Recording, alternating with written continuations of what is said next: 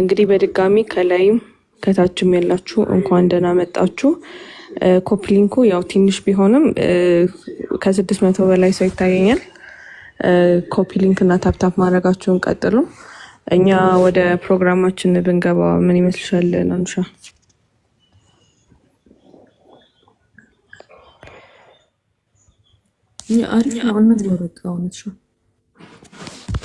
እሺ ያው እንግዲህ ቋሚ ቀን የለንም፣ ግን ዛሬ ከእስልምና ወደ ክርስትና የመጡ እህቶች ወንድሞች ምስክርነትን የምንሰማበት ፕሮግራም ነው። ይታወቃል። ይሄ 3ኛ ክፍላችን ነው። ከዚህ በፊት 2 እህቶችን አስተናግደን ተሞክራቸውን ሰምተን የነበሩበትን እንዴት ወደዚህ እንደመጡ ያለውን ነገር ተማምረናል፣ አስተምሮናል በአክቹሊ እና ዛሬ ደግሞ የዛሬ እንግዳችን ወንድማችን ዮሴፍ ነው። ዮሴፍ ጥሪያችንን አክብረ ስለመጣህ እናመሰግናለን። እኔም አመሰግናለሁ። እግዚአብሔር ያክብርልኝ። እሺ አሁን ወደ ጥያቄዎቻችን ልንገባ ነው እና እንዴት ነው? ዝግጁ ነህ? ዝግጁ ነኝ በሚገባ። እሺ ያው እንደተለመደው የመጀመሪያ ጥያቄያችን የሚሆነው ቀደም ሲል የእስልምና እምነት ተከታይ ነበርክ እና በእስልምና እምነት ውስጥ በነበርክበት ጊዜ እንዴት ነበረ? የመሰረታዊ እስልምና ትምህርቶችን ተምረህ ነበር ወይ? ከዛ በኋላ በእስልምና ውስጥ እያለ ስለ ክርስትና የነበረ አመለካከት፣ ስለ ክርስትና አስተምሮት የነበረ እይታ ምን ይመስል ነበር? ይህንን እንግዲህ ሰፋ ባለ ታብራራለን፣ ደስ ይለናል። እሺ አመሰግናለሁ። እንደሚታወቀው ቀደም ባለው እድሜዎቼ በነበሩት ህይወት ውስጥ ሙስሊም ነበርኩኝ። ከልጅነቴ ጀምሮ ደግሞ ትምህርቱን የተቀበልኩ ወይ ደግሞ እምነቱን በአግባቡ ስከታተል የኖርኩ ነኝ። በሚገባ እንዳልሽው ደግሞ ስለ ትምህርት ወስጃለሁ። እምነቴን የተማርኩ ነኝ በሰዓቱ ማለት ነው። ቁርአን ቀርቻለሁ። ከመቅራትም ደግሞ በአይን አክትም ያለው ሙሉ 30 ጅዝዑን ማለት ነው። ከዛ በተረፈ ደግሞ ሀዲሳቶችን ባልጀምርም በማዳመጥ ደረጃ ከኡስታዞች ጋር እዛ በምኖርበት ትምህርት ወስድ ነበረ። ከዛም በተረፈ ደግሞ አልፌም በነበርኩበት አካባቢ አልጀሚል መስጂድ የሚባል አለና ቦሌ ዳምጦ ብሎኬት አካባቢ እዛ 01 ሰፈር ማለት ነው። ለመስጂዱ አዛንም እስከ ማውጣት ደርሻለሁ። መስጂዳት ላይ አዛንም አውጥቻለሁ ማለት ነው። ይህ ማለት ምንድነው? ልክ ጀስት ላይክ እንደ ሙዓዚን ሆኛለሁ ማለት ነው። አዛንን አውጥቼ ኑ ስገዱ የ30 ሰዓት ደርሷልና ብዬ አዛና ተክቢራ አዛን አውጥቻለሁ ማለት ነው። ያን ያህል ደረጃ ተጉዤ ነበረ እና ያ ህይወት ደግሞ ምን ይመስል ነበረ በሚለው እኔ ተወልጄ ያደግኩት ኦልሞስት እድሜ እስከ 6-7 እስኪደርስ ባሌ አካባቢ ነው። ባሌ ጃራ የምትባል ከተማ። ከዛ በኋላ ከቤተሰብ ጋር ወደ ናዝሬት ከገባም በኋላ ናዝሬት ነው ረጅሙን እድሜን ያሳለፍኩት ማለት ነው። እዛን የኖርኩት። እዛ በኖርኩበት ደግሞ ቁርአን መስጂድ ቀሪዓ እየሄድን በመስጂዳት ውስጥ ቁርአን ያስቀራሉ እና ሄጄ ቀርቻለሁ። የጀመርኩት ያው እንደማንኛውም ተማሪ እንደማንኛውም አንድ ሙስሊም ተማሪ ቀሪዓ ስቀራ አሊፍ ብዬን የጀመርኩት። አሊፍን ጀመርኩ፣ ቀራው። የዛኔ የምንቀራበት ቁርአን አሊፍ ይለይ ነበር። አሁን በቅርብ ነው ቃዒደቱ ኑራንያ የመጣው። ለአፍ መፍቻ ፊደሎችን በደንብ እንድንችል ተብሎ ለየት ተደርጎ ተሰርቶን የመጣው የመጀመሪያው ይመስለኛል። ኪታቧ የሆነች አነሳለች ቀይ ነገር ነች እና ስሟን በደንብ አላስታውሳትም አሁን ላይ። በእንደዛ ነበረ የምንቀራው። ያችኛዋ ግን አፍ ለመፍታት በደንብ ታስቸግር ነበረ ተብሎ ተቀይሮ በቃዒደቱ ኑራንያን የቀራ ነው። ቃዒደቱ ኑራንያ ማለት ብሉ ከለር ፔጁ ብሉ ከለር ነው። አሊፍን በደንብ ቀራን። ከዛ አሊፍን ቀራው። አሊፍን ከጨረስኩ በኋላ የሚባል ነገር አለ ማለት በአፈቀዳ በአፍቅድ የምንቀራበት ፊደሎችን የሆነ አልሐምዱን ለምሳሌ ስንቀራ መጀመሪያ ላይ ቀጥታ ሽምደዳ አይደለም የምንቀራው። በኦሮምኛ ነው የዛኔ ሆሮሬቲ ይባላል። እና ሽምደዳ ቀጥታ አልሐምዱሊላህ ረቢል ዓለሚን ምናምን ብለን አንቀራም። እንዴት ነው የምንቀራው?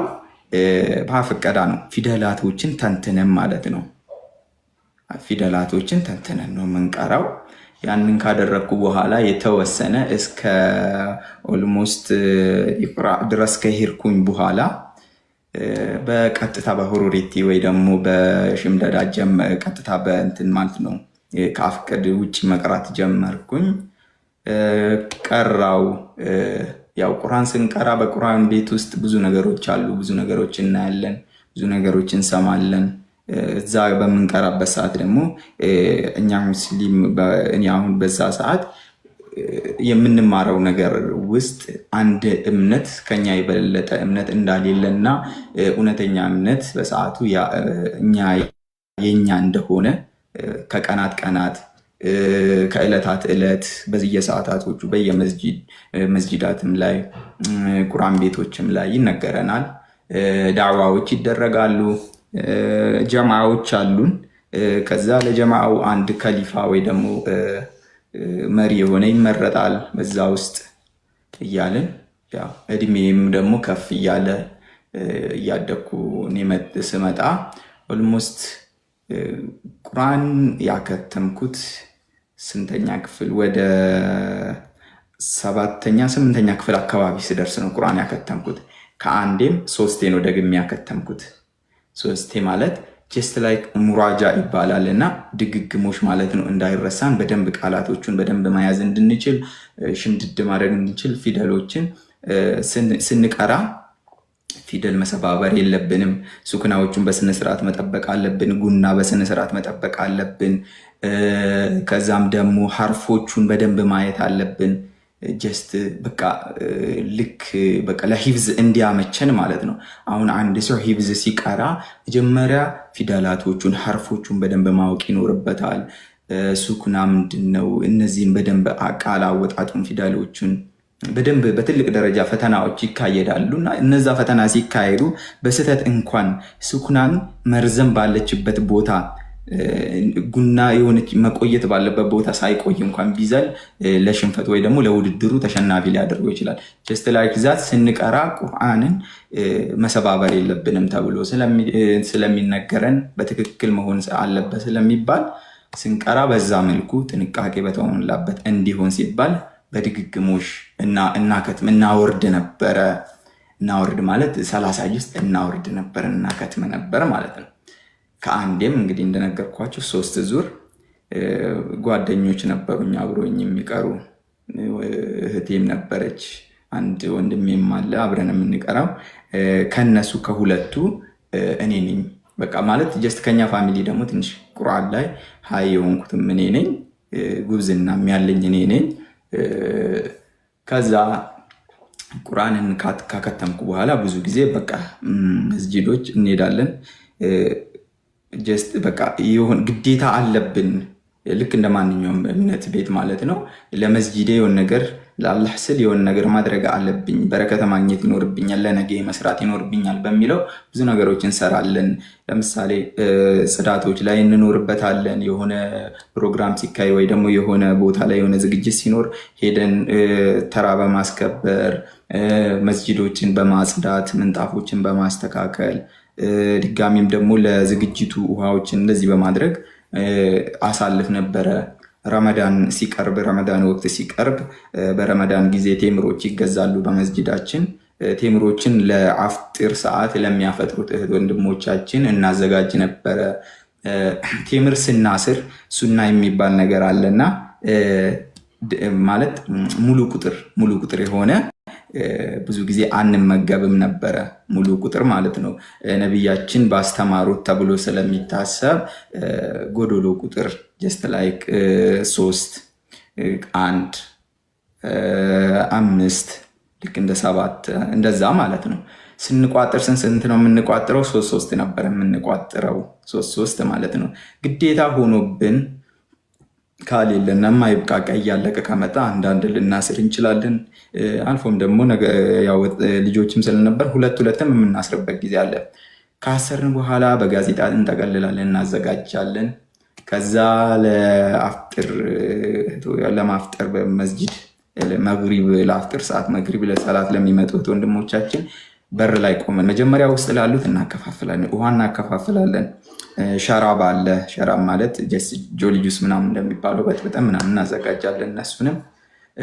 ከዛም ደግሞ ቴምሮችን በፊት ለፊታቸው እያስቀመጥን፣ ምክንያቱም በሰዓቱ ረመዳን ወቅት የተውባ ወር ነው። ተውበት የምታደርግበት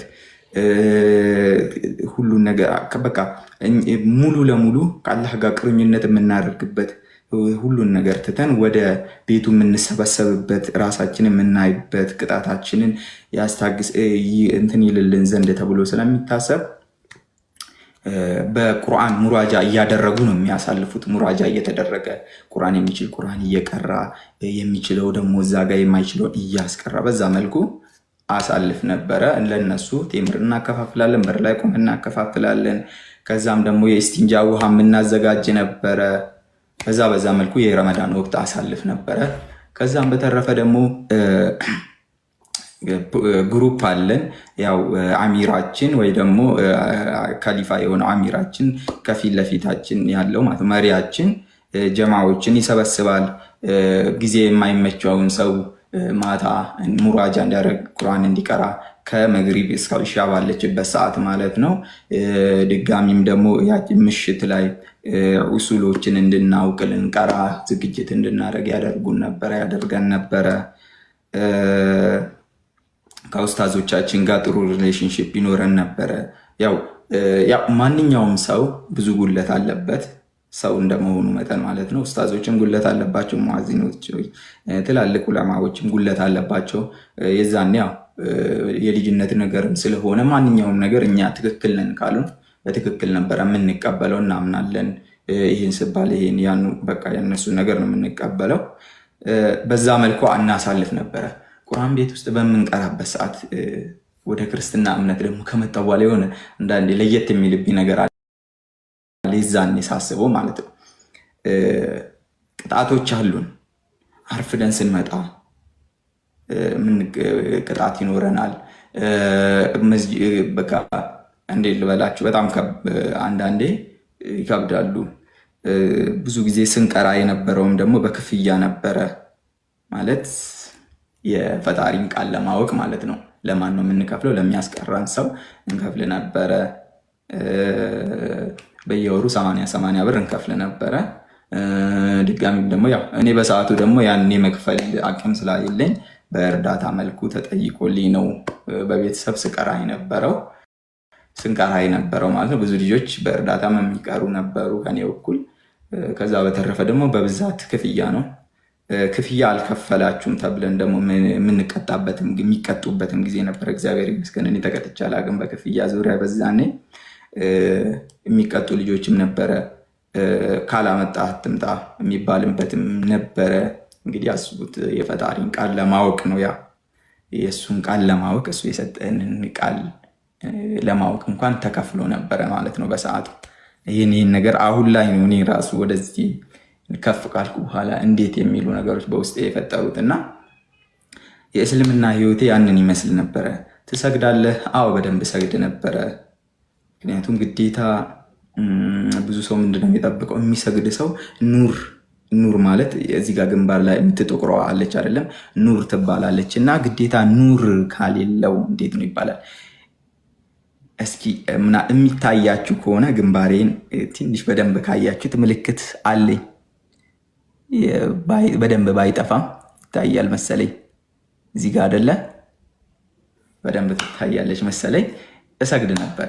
ግን ከጊዜ ሂደት ወዲህ ስታቆሙ እየጠፋ ይሄዳል። ጀስት ላይክ እንዴት ነው የሚጠፋው መሰላችሁ? ይላጣል። እንደዚህ ልክ እንደ ቆዳ እንደዚህ ይነሳል።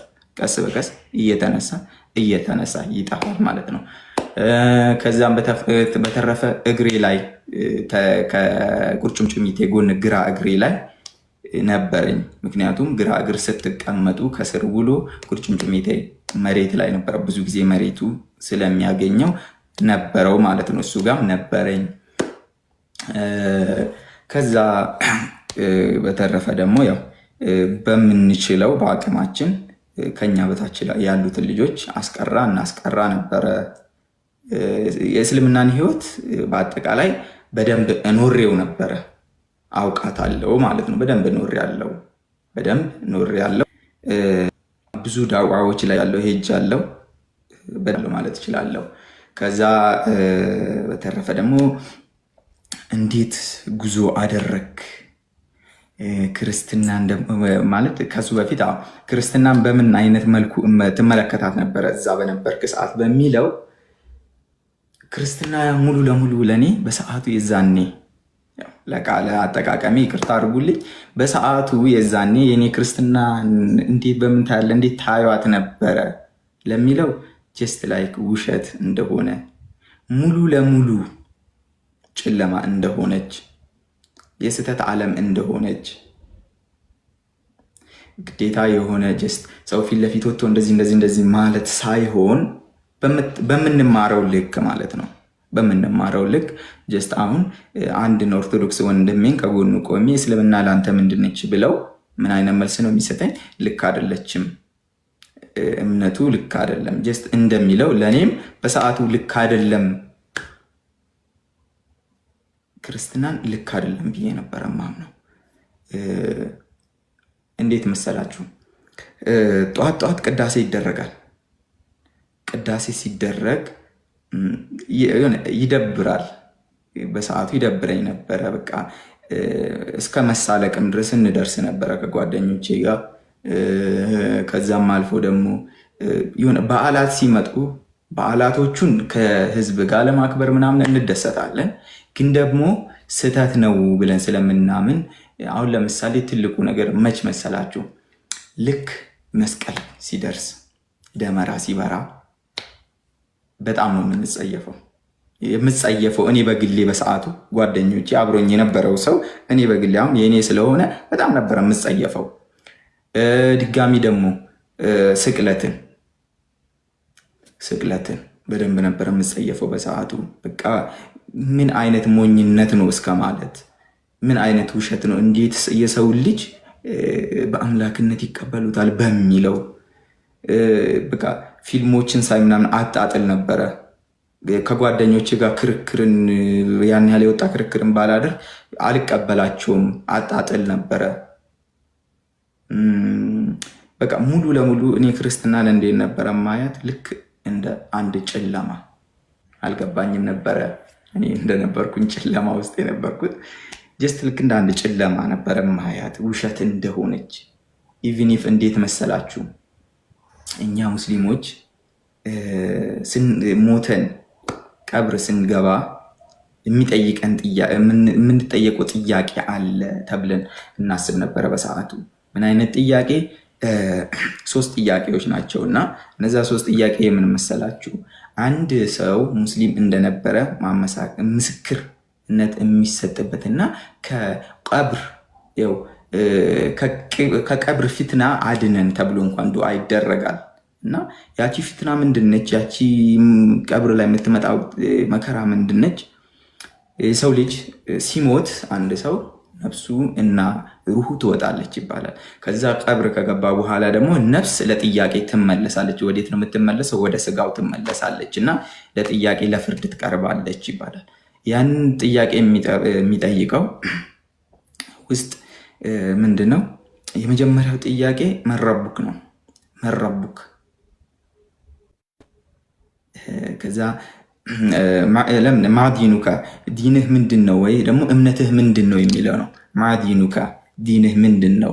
ዲን አልኢስላም ብለን እንመል። ከዛስ መረቡካ አምላክህ ማን ነው? ረቢ አላህ ይላል። ከዛስ ማዲኑካ ማዲኑካ መነቢዩካ ይቅርታ መነቢዩካ ሶስተኛዋ መነቢዩካ ነቢይህ ማን ነው ወይ ደግሞ ነቢይህ ማን ነው? ነቢይ ሙሐመድን ስም እንድጠቅስ ማለት ነው። ነቢይ ሙሐመድ ሰለላሁ ዐለይሂ ወሰለም ብለን እንመልሳለን። ከዛ ከቀብር ፊትና ዳንን ማለት ነው። ጀስት ላይክ ዛት ያንን ስለምናስብ እያንዳንዱ ኦርቶዶክሳውያን ፈተናው የሚጀምረው ቀብርን ከሞተበት ሰዓት ጀምሮ ነው። ተብሎ ይታሰባል ማለት ነው። እኛ ምንም ኃጢአት ያሌለበት ያው ዱዓ ሲደረግም ምንም ኃጢአት እንትን ያሌለበት ሰው ብዙ ሰው ለምንድን ነው ኑርን የሚመኛት? እቺን ኑር እዚህ ጋር በጣም ይመኟታል። የእግር ኑር ይመኛል። እዚች ጋር እጃችን ላይ እዚች ጋር እንድትኖር ብዙ ሰው ይመኛል። ጉልበቱ ላይ እንዲኖር ይመኛል። በእስልምና ሕግ ለምንድን ነው በጣም የሚመኟት መሰላችሁ? ቀብር በአላህ ዘንድ የተወደደ ሰው ከሆነ ቀብሩ ይሰፋዋል። ተቀብሮ ቀብሩ ይሰፋዋል። እነዛ ደግሞ ምድር ላይ ጠቁሮ የሚታዩት ኑሮች ይበራሉ። ለሱ በቀብር ውስጥ ብርሃንን ይሰጡታል። ከቀብር ጨለማ ያድኑታል፣ ብርሃን ይሰጡታል ተብሎ ይታሰባል ማለት ነው። እና በዛ ሰዓት ለእኔ ምንድነው ኦርቶዶክስ ለዚህ ሁሉ አልታደለችም። እኔ ራሴን እንደ እድለኛ እቆጥር ነበር ማለት ነው። ከዛም በተረፈ ደግሞ በቂያማ ወቅት ሙሉ ለሙሉ ንጹህ የሆነ አንድ ሙስሊም በጥላ ስር የተከለለ ሲሆን ምንድነው ፀሐይ የአንድ ስንዝር ያህል ለጭንቅላታችን ቅርብ ትሆንና የራሳችን ላብ ይሞላል ማለት ነው። ይጠምቀናል፣ ያሰምጠናል አይነት ነገሮችንም ነበሩ። ይሄ ሁሉ ወዴት ነው? ወደ ክርስትና እንኳን ማሰብ አይደለም ለመመኘት ሀሳብ እንዳታነሳ የሚያደርጉ ነገሮች ናቸው ማለት ነው። የሚያደርጉን ነገሮች ነበሩ። ምክንያቱም እራመዳለሁ ካልኩኝ እነዚህ ሁሉ ፈተናዎች ከጀርባዬ ይመጡብኛል፣ ወደፊት ይጠብቁኛል ማለት ነው። ይሄ ሁሉ ሸክም አለብኝ ብዬ ስለማስብ ለእኔ ሙሉ ለሙሉ ውሸት ነች። ለመሞከር እንኳን ታስፈራኝ ነበረ። እግዚአብሔር ፈቀደና አንዲትን አጋጣሚ ፈጠረ። እንግዲህ በዛች ውስጥ ከዚህ ሁላ ተሞክሮ ግን እውነት እጅግ የሚያስደንቅ የጌታችን ተአምርን ነው የነገርከን እና በዚህ ሁሉ በአስተምሮት ውስጥ ቆይተ በዚህ ሁሉ ነገር ውስጥ አልፈ ከዛ መሀል ግን ልክ እንግዲህ ሐዋርያው ቅዱስ ጳውሎስ በደማስቆ እንደተጠራው ጌታችን መድኃኒታችን ኢየሱስ ክርስቶስ አንተንም ጠርቶሃል ለዚህ ታላቅ ክብርና እውነት በጣም ደስ ነው ያለኝ። እኔ በጣም ተመስጬ ነው እያዳመጥኩ ያለሁት። አይ ቲንክ እዚህ ውስጥ ያሉትም እንደኔ ነው ስሜታቸው ብዬ አስባለሁ። እና ወደ ሁለተኛው ጥያቄያችን ስንመጣ ታዲያ አሁን እንደነገርከን ያንተ ኤክስፒሪየንስ በጣም ጥልቅ ነበረ ከእስልምና ጋር ያለ ግንኙነት እስልምና ውስጥ የነበረው የዕለት ተቀን ለህይወት ሁኔታ፣ አስተሳሰብ፣ ሁሉ ነገር ጋር የተሳሰረ ሃይማኖት ነበር እና እንዴት ነው ያንተ ተርኒንግ ፖይንት ይሉታል ፈረንጆቹ የተለወጥክበት እንዴ ትክክለኛ አይደለም ብለህ ያልክበት ሞመንት ኦፍ ሪላይዜሽን ወይም ደግሞ ነገሮችን ወደ ማገናዘቡ ገብተህ ቆም ብለህ አስበህ ወደ ክርስትና ለመምጣት የጀመርኩበት ጉዞ ምን ይመስላል?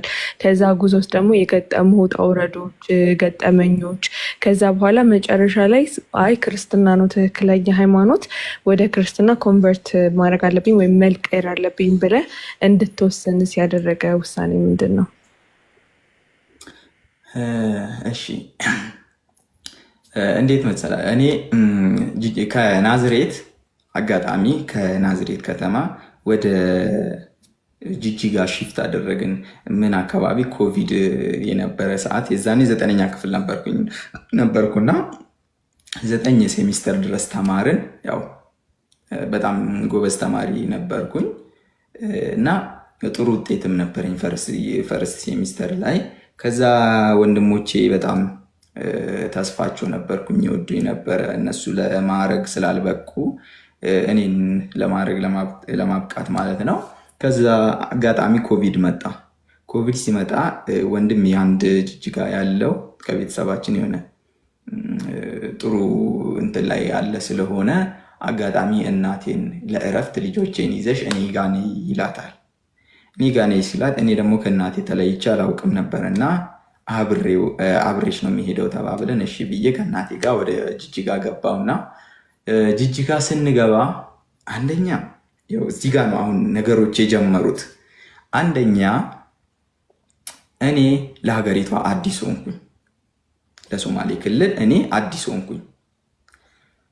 ሁለተኛ ደግሞ ለቋንቋውም አዲስ ሆንኩኝ። ምንድነው ቋንቋ ተነጋግሬ እንደ ፍላጎቴ ከሰው ጋር መግባባት መለዋወጥ አልችልም ማለት ነው። እዛ ጋር ያለው ብዛት ህብረተሰብ ደግሞ ምንድነው ኦርቶዶክስ ነው፣ ይቅርታ ሙስሊም ነው በብዛት ያለው ማለት ነው። ጅጅጋ ከተማ ላይ ያለው እንዳለ ሙስሊም ነው ብዛቱ። ኦርቶዶክስ እየተወሰነ ነው በብዛት። ምክንያቱም ሶማሌ ክልል ሁሉም እንደሚያውቀው ሙስሊም ህብረተሰብ ብዛት ያለባት ስለሆነች ማለት ነው። ገባው ኮኔክሽን ብዙ ጊዜ እኔ በቃ ፍሬንዶች እየሆኑ ጓደኞች ሪሌሽንሽፕ የፍሬንድ ሪሌሽንሽፕ ያሉኝ ከኦርቶዶክስ ልጆች ከአማርኛ ተናጋሪ ሰው ነው መፈለግ የጀመርኩት። ወይ ኦርቶዶክስ የሚሆን ሙስሊም የሚሆን ቋንቋው አማርኛ ተናጋሪ የሆነ ከዛ ሄድን። ወንድሜ ሁለት ምርጫ ሰጠኝ። ስራ እኔ ጋር እየሰራ ትምህርት ትማራለህ ወይስ ስራውን ትተህ ቀጥታ የግል ትምህርት ቤት ላስገባና ትማራለህ አለኝ። ያለው ትምህርት ቤት የግል ትምህርት ቤት የሚባሉት አማርኛ ቋንቋ ነው የሚያስተምሩት። ሶማሊኛ የሚያስተምሩ አይደለም። በሶማሊኛ ቋንቋ የሚያስተምሩ አይደለም ብዛት ማለት ነው የሚገኝበት። እንግዲህ ላንጉዌጅ እንግሊዝኛ ነው የምንማረው። ሶማሊኛ ቋንቋ ሁሉም ይማራል፣ አማርኛ ይማራል። ግን ደግሞ የሰው ብዛት ያለበት ነው። አንደኛ ሚሽን ትምህርት ቤት አለ፣ 2 ዘስ ፓርክ እና 3-4 ትምህርት ቤቶች አሉ። እነዚህ ምርጫ ቀረቡልኝ። ምርጫ ሲቀርብልኝ ትንሽ ወንድሜ እኔን የጠየቀበት ሁኔታ የተለየ ስለነበረ አይ አልፈልግም፣ የግል አልማርም፣ የመንግስት እማራለሁ፣ እየሰራው እማራለሁ በሚለው ተስማማውና ገባው ማለት ነው። አንደኛ ሰዎቹ እዛ ያሉት ህዝብ የሆነ ቋንቋ ራሳቸውን እንዴት ነው እንደ ውጭ ዜጋ ነው የሚያዩት። አማርኛ ቋንቋ ተናጋሪን ደግሞ አበሽ ብሎ ነው የሚጠሩት። አበሻ ማለት ነው። ማንኛውም አማርኛ ቋንቋ ተናጋሪ ለአንድ ሶማሊያዊ እሱ አበሻ አይደለም፣ እኔ አበሻዊ ማለት ነው። ራሳቸውን ጀስት ላይ ከኢትዮጵያ ውጭ አድርጎ እንደማሰብ ማለት ነው። እንደዛ አይነት ሰዎች ስለነበሩ ልንግባባ ስለማንችል ቅሩኝነቴ ጓደኝነቴ ከማን ጋር ሆነ? ከኦርቶዶክሳውያን ወጣት ልጆች ጋር ሆነ። 9ኛ ስገባ አልናገርም አልጋገርም። ምክንያቱም ከማንም ጋር 10ን ስገባ ማለት 9 አልተማርንም፣ ወደ 10 ነው ሺፍት ያደረግነው። ከማንም ጋር ማውራት የለም። ትምህርቴ ላይ ጎበዝ ነኝ። ትምህርቴ ላይ ፎከስ አደርጋለሁ። ከትምህርት ቤት እወጣለሁ ወደ ቤት። ከዛ አማርኛ ትንሽ በትምህርት ጎበዝ ስለሆንክ ልጆች እየቀረቡ ይመጡ። አማርኛ ቋንቋ ተናጋሪዎች እየቀረብኳቸው መጣሁ። 1 2 እያል መግባባት ጀመርን። አሁን እኔ ጅጅጋ ስገባ ከምን ራኩኝ? ከመስጂድ ራኩኝ። ገባችሁ? ከመስጂድ እየራኩ መጣሁ። ምክንያቱም አብሬው የሚሄድ ፍርሃት አለብኝ። ቋንቋ ስለማልግባባቸው የሆነ አበሺ ብሎ ይጠሩኝ ስለሆነ ምናምን ፍርሃት ነበረብኝ። እየራኩ መጣሁ ከመስጂድ። ጁማ ሄዳለው፣ ህዝብ ስለሚሄድ ወንድሞቼ ስለሚሄዱ ከነሱ ጋር ሄዳለው። ሌላ ቀን አልሄድም። መግሪብ አልሄድም፣ ዙሁር አልሄድም፣ አስር አልሄድም፣ ኢሻ አልሄድም፣ ሱቢህ አልሄድም። ድሮ ሄድ የነበረው እየቀሩ መጡ። ሁለተኛው ደግሞ ጓደኞቼ የነበሩት ናዝሬት ከተማ ላይ የነበርኩት አካባቢ እና አሁን ያለውበት ጓደኞቼ አካባቢ ሙስሊም እህት ወንድሞቼ እዚህ የለመድኳቸውና እዛ ሲሄድ ደግሞ የሉም ከአጠገቤ። ስለ እስልምና እኔን የሚያጠናክር ሰው ምናምን አልነበረም ማለት ነው። ከዚህ አንጻር ምንድነው አሁን የሚነገረኝን ነገር ለመስማት አድቫንቴጅ ነበረኝ። ምክንያቱም ለመነጋገር የሚነገረውን ነገር ለመስማት አሁን ከኦርቶዶክሳውያን ወንድሞቼ ከአንዳንድ ሰዎች የሚነገረውን ከቤተክርስቲያን የሚወራውን ነገር የመስማት እድል እያገኘው መጣው ማለት ነው በዚህ ሰዓት። ይሄ ሲሆን አመቱ ምናምን አለቀ። ሙሉ ለሙሉ ሪሌሽንሽፕ አሁን ከኦርቶዶክሳውያን ወንድሞቼ ጋር አደረግኩ። በዚህ ህይወት ውስጥ እያለው እግዚአብሔር ያው ምክንያት አለው እና ሁሉ ነገር የሚያመጣበት አንዲት ኦርቶዶክስ እህትን ተዋወቅኩኝ። እሷ ከሌላ ሀገር አጋጣሚ እሷም ለእረፍት መታ ነበረ። እኔም ትምህርቴን የመጀመሪያ እንደዛዛው መጣሁ። የስራ ቦታ ፊት ለፊት እና የእነሱ በር ፊት ለፊት ነው። ጓደኛ ሆንን ማለት ነው። ጓደኛ ስንሆን ያው የፍቅር ጓደኝነት ጀመርን ከእሷ ጋር። ኦርቶዶክስ ነች፣ ሙስሊም እንደሆንኩ ታውቃለች። ግን በጣም ጠንካራ ነኝ። እንደዛም ሆኖ በእስልምና አልደራደርም ነበር። እሷም ደግሞ በክርስትና እምነት በተአምር የምትደራደር እምነቷን ቅንጣት ያህል የማታስነካ ነበረች። ጣት እንኳን እንድጠቀም የማትፈቅድልኝ ነበረች ማለት ነው። በጣም ጠንካራ የሆነች። ትልቁ ነገር የተባልኩትን ልንገራችሁ። እንግዲህ ፍቅር ሴት ሙሉ ለሙሉ ካፈቀረች በሴት ይብሳል ይባላል አይደለ? ያለችኝ ቃል ቢኖር ከእምነቴ ላትበልጥ አልችልም እና በእምነቴ ትኖራለህ፣ በእምነቴ ይኖራለሁ። ካልሆነ ወደ እምነቴ ለመጠቆም እሞክራለሁ ካልክ ከኔ ብትርቅ ይሻላል በሚለው ተስማማን። እሺ ብለን ተው ነው። ከዛ ቀስ በቀስ ምን አለ መሰላችሁ ጅጅጋ ከተማ ላይ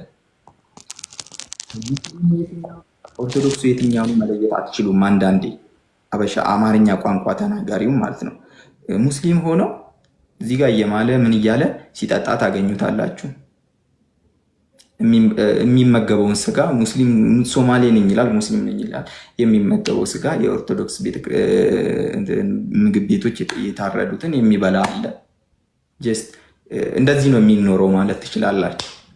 እና ይሄ ነገር ምንድነው እኔ ጋ አሁን እኔም እዚህ ያለመደብኝን እዛ እየለመድኩ መጣሁ። የኦርቶዶክስ ስጋ መመገብ ጀመርኩኝ። ሚካኤል ቤተክርስቲያን ስራ ቦታው እንደዚህ ነው። ወደ ፊታችሁን ስታዞሩ ኦልሞስት ከ4 እርምጃ በኋላ ቤተክርስቲያኗ ስሬ ነች። ምንም አይነት ነገር የሚነገረው ጆሮ ውስጥ ነው የሚገባው። ሰማ ነበረ ማለት ነው በዛ ሰዓት።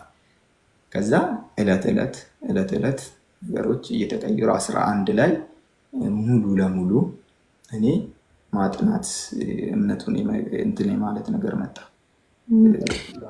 በዛ ሰዓት እንትን ጥያቄ አለኝ እዚህ ጋር እና በዛ ሰዓት አሁን ላይክ አሁን የነበረ አክቲቪቲዎች ወይም ደግሞ ምንድን ነበረ ስሙ ያለ እንቅስቃሴ መስጊድ ጋር ሲቀንስ እንዴት ነው ከእስልምና መራቅ ነው ወይስ እነዛ ነገሮች የተለያዩ ነገሮችን ለማየት የተለያዩ ነገሮችን ለመረዳት ለማወቅ መንገድ ፈቀደ? ለምን ቅድም እንደነገርከን ከሆነ እስልምና ውስጥ በነበርክበት ሰዓት ሙሉ ለሙሉ ያለህ ነገር ከዛ ጋር ተቆራኝቶ ስለነበረ ሌሎች እምነቶችንም ሌሎች ነገሮችንም ለማሰብም እንትን እንደጋረደብህም ገልጸህልናል እና እነዚህ ነገሮችን ሌሎችን ሃይማኖቶች ኤክስፕሎር ለማድረግ ክርስትናን በተለይም ኤክስፕሎር ለማድረግ እድሉን ፈጠረልኝ ብለህ ታስባለህ?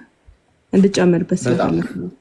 ሙሉ ለሙሉ ድሮ አንድና አንድ ነበር የማስበው። በቃ ከትምህርት ቤት ከቤቴ መስጂድ እዛው አጠገቤ ነው ያለው። ስለ እስልምና ሙሉ ጓደኞች ሙሉ ቀን ስናወራ የምንውለው ከሌላ ጨዋታ በቀረ ስለ እምነታችን ነው የምናወራው። ከዛ በተረፈ ይሄ ስለሆነ ስለ ክርስትና ምናምን ለማጣራት እድል አልነበረኝም። እንኳን ለማጣራት ለማሰብም እንትን አላገኘውም። ግን ወደዛ ከገባው በኋላ ከመስጂዱ የስርቅ ነገሮች የማብሰልሰል በቃ የምሰማውን ነገር ለመስማት ጉጉት እያደረብኝ መጣ።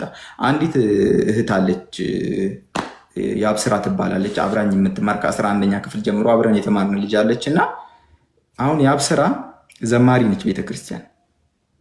በጣም ጥሩ ልጅ ነች። ከሁሉም ጋር ትግባባለች። ከሙስሊሙም ጋር፣ ከኦርቶዶክሱም ጋር፣ ከፕሮቴስታንቱም ጋር፣ ከሁሉም ጋር የምትግባባው። ሁለተኛ ሰላም የምትባል የስራ ጎረቤታችን ስራ ቦታ አጠገባችን የሚሰራ የእሳቸው ልጅም እንደዚህ ቤተክርስቲያን የምታገለግል ጎበዝ ልጆች ናቸው። ኪያ የሚባል በያጅ አለ አብረን ሁሌ የምንገናኝ በእምነቱ ላይ ጠንካራ የሆነ ብዛትን ከጸሎት ጋር እንደዚህ የሚያሳልፍ ልጅ ነው። ዋሲውን የሚባል አለ እሱም በያጅ ነው። እንደዚሁ አንድ ሀገር ልጆች ነን። እዛን የተዋወቅ ነው። እሱም ጀስት ላይ በእምነታቸው ላይ እሱ እንደውም ዲያቆን መሰለኝ እንደዛ እንትን ያሉ ናቸው። በሰዓቱ የዛኔ እዛ ከገባው በኋላ ፑል ቤት መግባት ጀመርኩኝ። ፑል መጫወት ይቅርታ እንዴ ስልኬ ቻርጅ ይቅርታ እና ፑል ቤት መግባት ጀመርኩኝ። ፑል ቤት ስገባ አንዳንድ ልጆች ይመጣሉ እንደዚሁ ለመዝናናት ከጓደኞቻቸው ጋር ምናምን ይመጣሉ። እዛ ውስጥ ዲያቆን ዴቭ የሚባል አለ። ኦርቶዶክሳውያን ወንድሞችን በደንብ መተዋወቅ ጀመርኩኝ። እድል ከፈተልኝ ማለት ነው። ድሮ ያን ያህል የራቀ ከኦርቶዶክሳውያን ጓደኞች ምናምን አልነበሩኝም። ናዝሬት እያሉ እንደዚህ ያን ያህል የቀረበ ግንኙነት ከነሱ ጋር አልነበረኝም። ግን ከነዚህ ጋር በደንብ እንትን ካልኩ በኋላ እንዴት ልበላችሁ በጣም ድሩዬ ናቸው ከሚባሉ በላይ ብዛት እዛ ጋር ጓደኛ ያደረግኳቸው በጣም አማርተኞች፣ ይጠጣሉ፣ ጭፈራ ቤት የሚሄዱ ምናምን ነበሩ። እግዚአብሔር ይመስገን በህይወቴ ውስጥ መጠጥ ጠጥቼ አላውቅም። አሁንም ድረስ ወደፊት መጠጣ አይነት ሰው አይደለም። እኔ ጫት አልቅምም፣ አላጨስም፣ ሱስ ምንም አይነት ሱስ ቡና እንኳን አልጠጣም። ሻይ ለቁርስ ምግብ ከሆነ ነው የምጠጣው እና ምንም ሱስ አልነበረብኝም።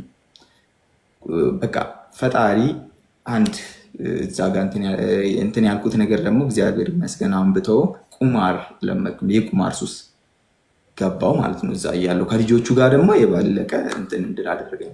ከዛ እነዚህ ኦርቶዶክስ ልጆች ማለት ነው ሲጠመቁ ያለው ግን እኮ እዛው ይጫወታሉ፣ ምን ይላሉ፣ ግን ይጠመቃሉ በስነስርዓት እምነታቸውን በስነስርዓት ያካሂዳሉ። በጣም ጠንካራ ናቸው በእምነታቸው ላይ እና አሁን የሆነ ጊዜ ትዝ ካላችሁ በምን ምክንያት እንደሆነ እስከዛሬ ያ ነገር ትዝ አይለኝም። ሙሉ የኢትዮጵያ ህብረተሰብ ቤተክርስቲያናት ጥቁር ለብሰው ነበር። ትዝ የሚላችሁ ከሆነ ሙሉ ለሙሉ በየሀገሩ ጥቁር ተለብሶ ነበር። ኢቭን ኢፍ ሙስሊም ወንድሞች እንኳን ጥቁር ለብሰው ነበር፣ ሌላው ይቅርና ማለት ነው። እና የዛኔ የምን ወቅት እንደሆነ በምን ጉዳይ እንደሆነ አላስታውስም። የዛኔ ነው እኔ የበለጠ ነገሮች እየቀረቡኝ መጦች እና ቅድም እንዳልሽው እኔ ከመስጂድ እየራኩ መምጣቴ አድቫንቴጅ እየሆነ መጣ። ለማወቁ አድቫንቴጅ ፈጠረልኝ። በምክንያት በቃ ነገሮች ምክንያት እየሆኑ ሊመጡ ማለት ነው። እንዳዳምጥ፣ እንድሰማቸው፣ ከዛ ደግሞ የሰማሁትን ነገር ደግሞ እንድጠይቅ አልፎ እንደውም ዴቭ የሚባለው ልጅ እስከ መከራከር ምናምን ሁላ ደርሰናል። ዲያቆኑ ማለት ነው። አንዳንድ ጥያቄዎች ላይ ምናምን በጣም ጠንካራነታቸው እኔን እንደውም እድል ፈጠረልኝ አጋጣሚ። ከዛ የሆነ ታይም ከልጅቷ ጋር ትንሽ ተደባበርን። ይህን ጊዜ አጋጣሚ ጥያቄ ምናምን አይነት ነገር ጥያቄ ተነሳና ጥያቄ ተጠየቅኩኝ። የምር ተባልኩኝ። አንተ እምነትህ ልክ ከሆነ እስኪ አንድ ጥያቄ ብቻ መልስልኝ ተባልኩ። የምር ኢየሱስ ክርስቶስን አምላክ ማለት ነቢዩላህ ኢሳ ማለት ነው። በቃ እኛ በሰዓቱ ኢየሱስ ክርስቶስ ማለት ኢሳ ነው፣ ተሳስተዋል፣ ኢሳ አልሞተም ብለን ስለምናስብ በምንም ባይገናኙ ማለት ነው። የዛኔ እንደዛ ስለሚባል እስኪ የምር ተሰቅሏል አልተሰቀለም የምትል ከሆነ ማስረጃ እኔ ብቻ እንደዚሁ ብለህ አሳምነኝ። አምላክ አንደኛ የምር ይህን ነገር አሳምነኝ በሚለው ነው የያዘችው እሷ። ይህን ነገር አሳምነኝ እሺ። ከዛ ጥያቄ መጠየቅ ጀመርኩ። የሆነ ታይም በቃ እኔ በእምነት ጭቅጭቅ አልፈልግም እንደዛ ሌላ ነገር በማለት ጀመረች። ከዛ አጋጣሚ የሆነ ቀን ቁጭ ብለን ጠየቅኳት። እኔ ራሴ ማለት ነው ስለ እምነትሽ ምናምን ብዬ ስጠይቅ እኔን ከምትጠይቅ ራስ ተማረው ጓደኞች አሉኝ ብለህ ዲያቆኖች ኦርቶዶክስ ቤተክርስቲያን ቅርብ ነች እየሄድክ መማር ትችላለህ ትላለህ። ከኔ የተሻለ ሰው ጠይቅ፣ ከዛ ይገባሃል፣ ትረዳዋለህ አለች። እንዳለችው ማድረግ ጀመርኩኝ። በዛ ሰዓት ግን አሁን እንትን ያለህ አሁን አስተምሮቱን ትክክል አይደለም በቃ ብሎ አሁን እንዳልከን የነበረም ቅርርብ ከነዚህ ልጆች ጋራ ብዙም ተጽዕኖ እንዳልፈጠረብህ ተናግረሃል እና ተጽዕኖ ሳይፈጥርብህ ግን ያደክበትን የኖርክበትን እስልምና ውስጥ ያለው አስተምሮት አይ ይሄ ነገርማ ትክክል አይደለም ብለህ እንትን ያልከው አስተምሮት ወይስ ይሄኛው ጥያቄ ነው ብዙ ጥያቄዎችን በውስጥ እንዲፈጠር ያደረገው? ይሄ ነገር እንደዚህ ካለች በኋላ ጠይቅ ራስ በምትን ጠይቅ በሚለው ሰዓት ቲክቶክ ላይ እንትን ትልክልኝ ነበረ የአባ ገብረ ኪዳንን እሳቸው የሚያስተላልፉትን ትምህርት ማለት ነው። አሁን እዚህ ጋር ነው የጀመርኩት እኔ ሙሉ ለሙሉ ከነ ክርስትናን እንትን ማለት የጀመርኩት በቃ እዚህ ጋር ነው። እግዚአብሔር ይመስገን እንኳንም ቲክቶክ ተፈጠረም ብሎ እኔ ዘላለም አመሰግናለሁ። ጥሩ ነገሮች እድል ሰጠኝ፣ እኔንም ምክንያት ሆኖኛል እና ምን ጀመርኩ? ቲክቶክ ላይ ትልክልኛለች፣ እየተቆራረጠ ነው የሚደርሰው።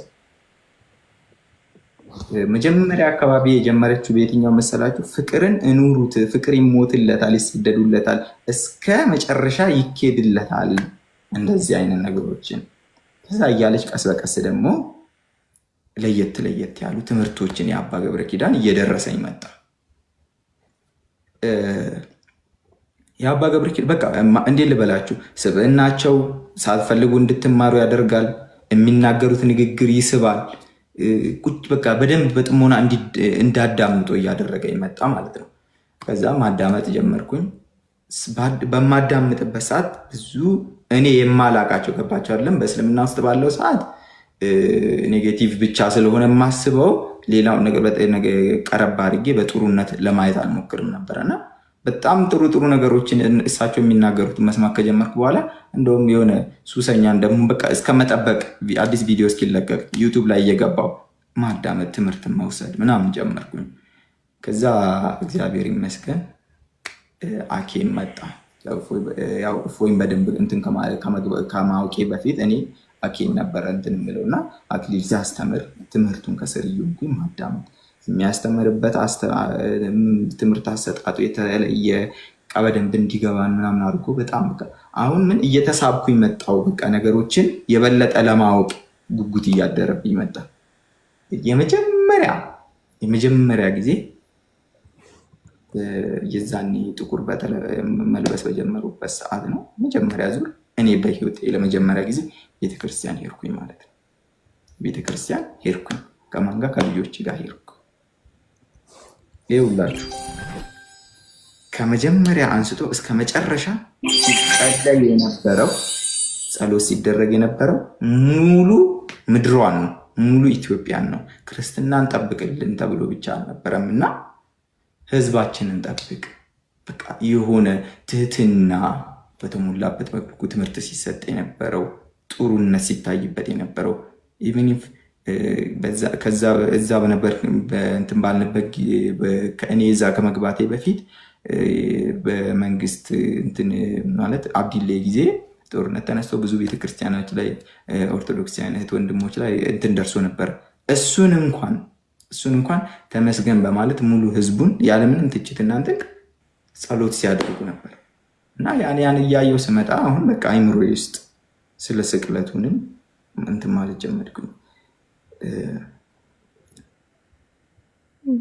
ዲያቆን እንትናን ዋሲሁንን ከዋሲሁን ጋር እያወራን በቃ ጥያቄ ይነግረኛል ስለ ቤተክርስቲያኒቷ እንደዚህ ይሄ ማለት ይሄ ነው፣ ይሄ ማለት ይሄ ነው ይለኛል። ኪያም እንደዛው ጸሎት እያልኩኝ በቃ አሁን ሙሉ ለመማር በስነ ስርዓቱ ለማወቅ ፍላጎት አደረብኝ።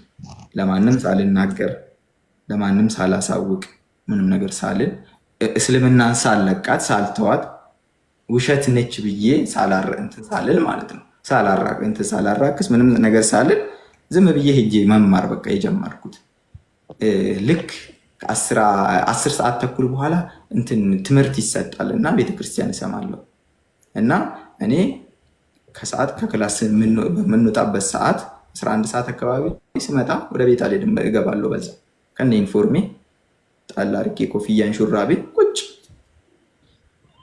እሰማለሁ። እንደዚህ እንደዚህ ሀገር አይደለም፣ ጥብቅ በደንብ ይጠበቃል። ዩኒፎርም ላይ ምናምን እሄዳለሁ። ያለ ዩኒፎርም በዩኒፎርም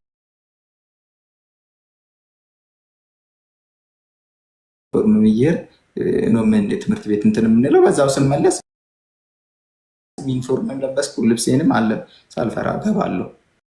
መጀመሪያ አካባቢ ከልጆች ጋር ስለሚሄድ ስለነበር ፍርሃት አልፈጠረብኝም። ዝም ብዬ ሸፍን ቁጭ ብዬ መማር ማዳመጥ ጀመርኩኝ። እያልኩኝ ነገሮችን ደግሞ አሁን ማመዛዘን ጀመርኩኝ። ይህ ሰዓት ከእስልምናው ጋር እኩል ለማስተያየት ጀመርኩኝ ማለት ነው። እዚህ ጋር ግን የኔ ጥያቄ ዮስዬ ማለት ይሄ 2010 ላይ በሶማሊያ ክልል ቅድስት ቤተክርስቲያን ላይ የደረሰውን ነገር የቅርብ ትዝታችን ነው።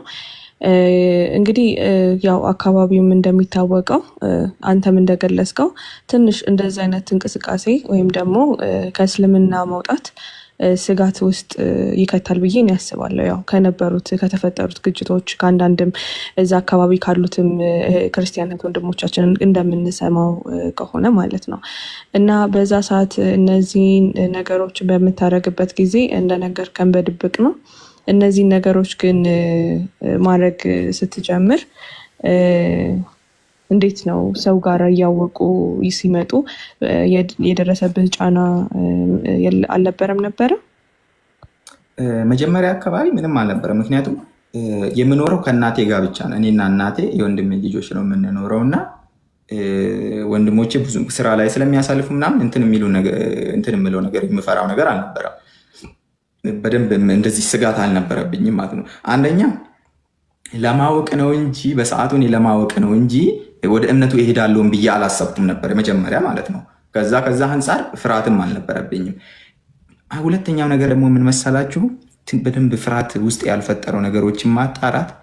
አንደኛ ወንድሜ አንድ ኦርቶዶክስ የነበረችን እህት አግብቶ እስልምና ተቀበላለች እና ከክርስትና ወደ እስልምና መታ ቤት አሁን የሁለት ልጆች እናት ነች።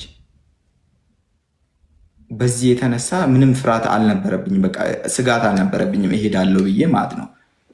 በቃ እኛውን ያሰለምናት ቤት ውስጥ አንዳንድ ነገር ሳስተምራት የነበረው ምንም ስለ የነበረው እኔ ስለነበርኩኝ ቢሆንም ግን እንትን አልልም ነበር። እሷንም ራሱ አበረታታ ስለነበረ ያን ያህል እሄዳለሁ እኔ ወደዛ እሄዳለሁ ብዬ ፍርሃት ውስጤ እንትን አላልኩም ነበረ። ከዛ አንጻርም ደግሞ ፍርሃት አልነበረብኝም። ከዛ ምንድነው ቤተሰብም ደግሞ ያን ያህል ለቀቅ አድርጎኝ ስለሆነ የምኖረው ያን ያህል ጥብቅ አድርጎ የሚይዘኝ ሰው ስላልነበረ አልፈራውም ነበረ። ከዛ አሁን ምን አካባቢ መሰላችሁ እኔ ጋር ጫናና ፍርሃት እየመጣ የመጣው ቤተክርስቲያን በሚሄድበት ጊዜ ኦርቶዶክስ እህት ወንድሞች እኔን እያዩ መጡ እና ሰፈር ውስጥ አየንክ ምናምን አይነት ወሬ መስማት ጀመርኩኝ። ይሄ ስለነበረ ትንሽ አሁን ነው ፍርሃት የጀመረኝ። ወንድሞቼ ቢሰሙስ፣ ቤተሰብ ቢሰማ ምን ይለኛል? ቤት ደግሞ ኪራይ ስለነበረን እዛ አከራያችን ደግሞ ሶማሌ ነች፣ እንዲያ ትባላለች እና በቃ ይሄ ሰው ቢሰማ ምን ይላል የሚለው ፍርሃት ነበረብኝ። አሁን ይህን ሰዓት ፍርሃት እየፈጠረብኝ መጣ ማለት ነው። ከዛ የተወሰነ ጊዜ እንትን ካልኩኝ በኋላ እንደዚህ ትምህርትን መውሰድ እንትን ካልኩ በኋላ እንዴት ልበላችሁ ሳላስበው ነው በቃ እኔ እንዴት እንደሆነም እንኳን ቅጽበታዊ ነው የሆነብኝ። የሆነ ቀን ኪዳነ ምህረት ቤተክርስቲያን ሄድኩኝ። ትልቅ ጉባኤ ነበረ ምናምን ፕሮግራም ነበረ ተብሎ ሄድኩ። በጣም ደስ ይል ነበረ። መዘምራን መተው ነበረ። በቃ የተለየ ነበረ። እኔ ከማዳመጥ ውጭ ቁጭ ብዬ ሚካኤል ቤተክርስቲያን ሲዘመር ከበሮ ሲጨበጨብ ምን ሲባል ምንም ንቅንቅ አለን። በቃ ቁጭ ብዬ ማየት ብቻ ነው ፍጥጥ ብዬ። ኪዳነ ምህረት የሄድኩ ቀን እኔም እንደተፈጠረ አላውቅም። ዝማሬውን እኔ አፌ ላይም አሁንም ወደዋለሁ። ያላንተ ለእኔ ማናለኝ ጌታዊ ፍቅር የሚለውን በጣም ነው የምወደው። በቃ ይዛኔ እንትን ሲል አብሬ ማጨብጨብ ጀመርኩኝ፣ መዘመር ጀመርኩኝ። በቃ የሆነ ደስ አለኝ ማለት ነው። በቃ ወደ እንትን ገባው ሳላስበው ነው። በቃ እንዴት እንደሆነ እኔም በስፈጣዊ ነው የሆነብኝ። በቃ እቤት ከገባው በኋላ ራሴ ተገረምኩኝ። በጣም ልጆች አዩኝ። አሁን ሰው ሲያይ ምናምን በቃ ተደነቀ፣ ጓደኞቼ ምናምን ተገረሙብኝ እያልኩኝ እግዚአብሔር ይመስገን የመጀመሪያ በቃ ቀጥታ ያለምንም ፍርሃት ከልጅቷ ጋርም ተኮራርፈናል፣ ተጣልተናል፣ ወር ከምናምን አልፎናል። ምንም መልስ አንመላለስም። በቃ እሷን ወደ ጎን ትቼ አሁን ምን ማለት ጀመርኩኝ? ውሸትና እውነቱን ለማጣራት ምናምን እንትን ጀመርኩኝ። ይህን ሰዓት በቃ ትልቁ ነገር እኔ ኮንፊውዝድ ያደረገኝ በሰዓቱ ምንድነው ነቢዩላህ ኢሳ የምር ወደ ሰማይ ተወስዶ ከነበረ ምስክር የለውም። አንደኛ እምነቱ የሚለው ፊቱን አስመሰል ነው ወይ ተመሰለ፣ በሌላ ፊቱን ቀየርንባቸው። ይሄን ነው ማን የቀየረው? ይሄን ማን ያደረገው ሲባል አላህን ያደረገው በቁድራው ይባላል። ይሄ ምንትን አለ። ከዛስ የሆነ ምስክር ነገር የለም። ሁለተኛ ደግሞ እንዴት ልበላችሁ ፈጣሪ እንዴት ይዋሻል ወይ ደግሞ እንዴት ያታልላል ብዬ እንትን ማለት ጀመርኩኝ ማለት ነው። ይህ እንግዲህ በምንም አይነት ነገር ብንሄድ ማታለል ነው የሚሆነው።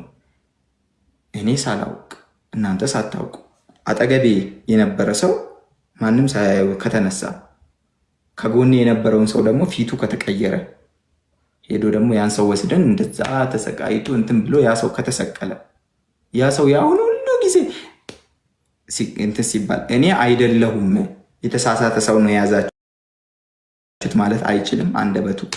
አንድ ሁለተኛ አልሰሙትም፣ ምንም ቢናገር አይቀበሉትም ቢባል እንኳን እዛ ጋር የተሰበሰበ ህዝበ ክርስቲያን እሱን ብሎ እዛ ጋር የተሰበሰበ እሱን እያየ የነበረው እኔ አይደለሁም ካለ ደግሞ እንዴት ለሱ እስከዛሬ ድረስ ምስክርነት ሊሰጡ ቻሉ?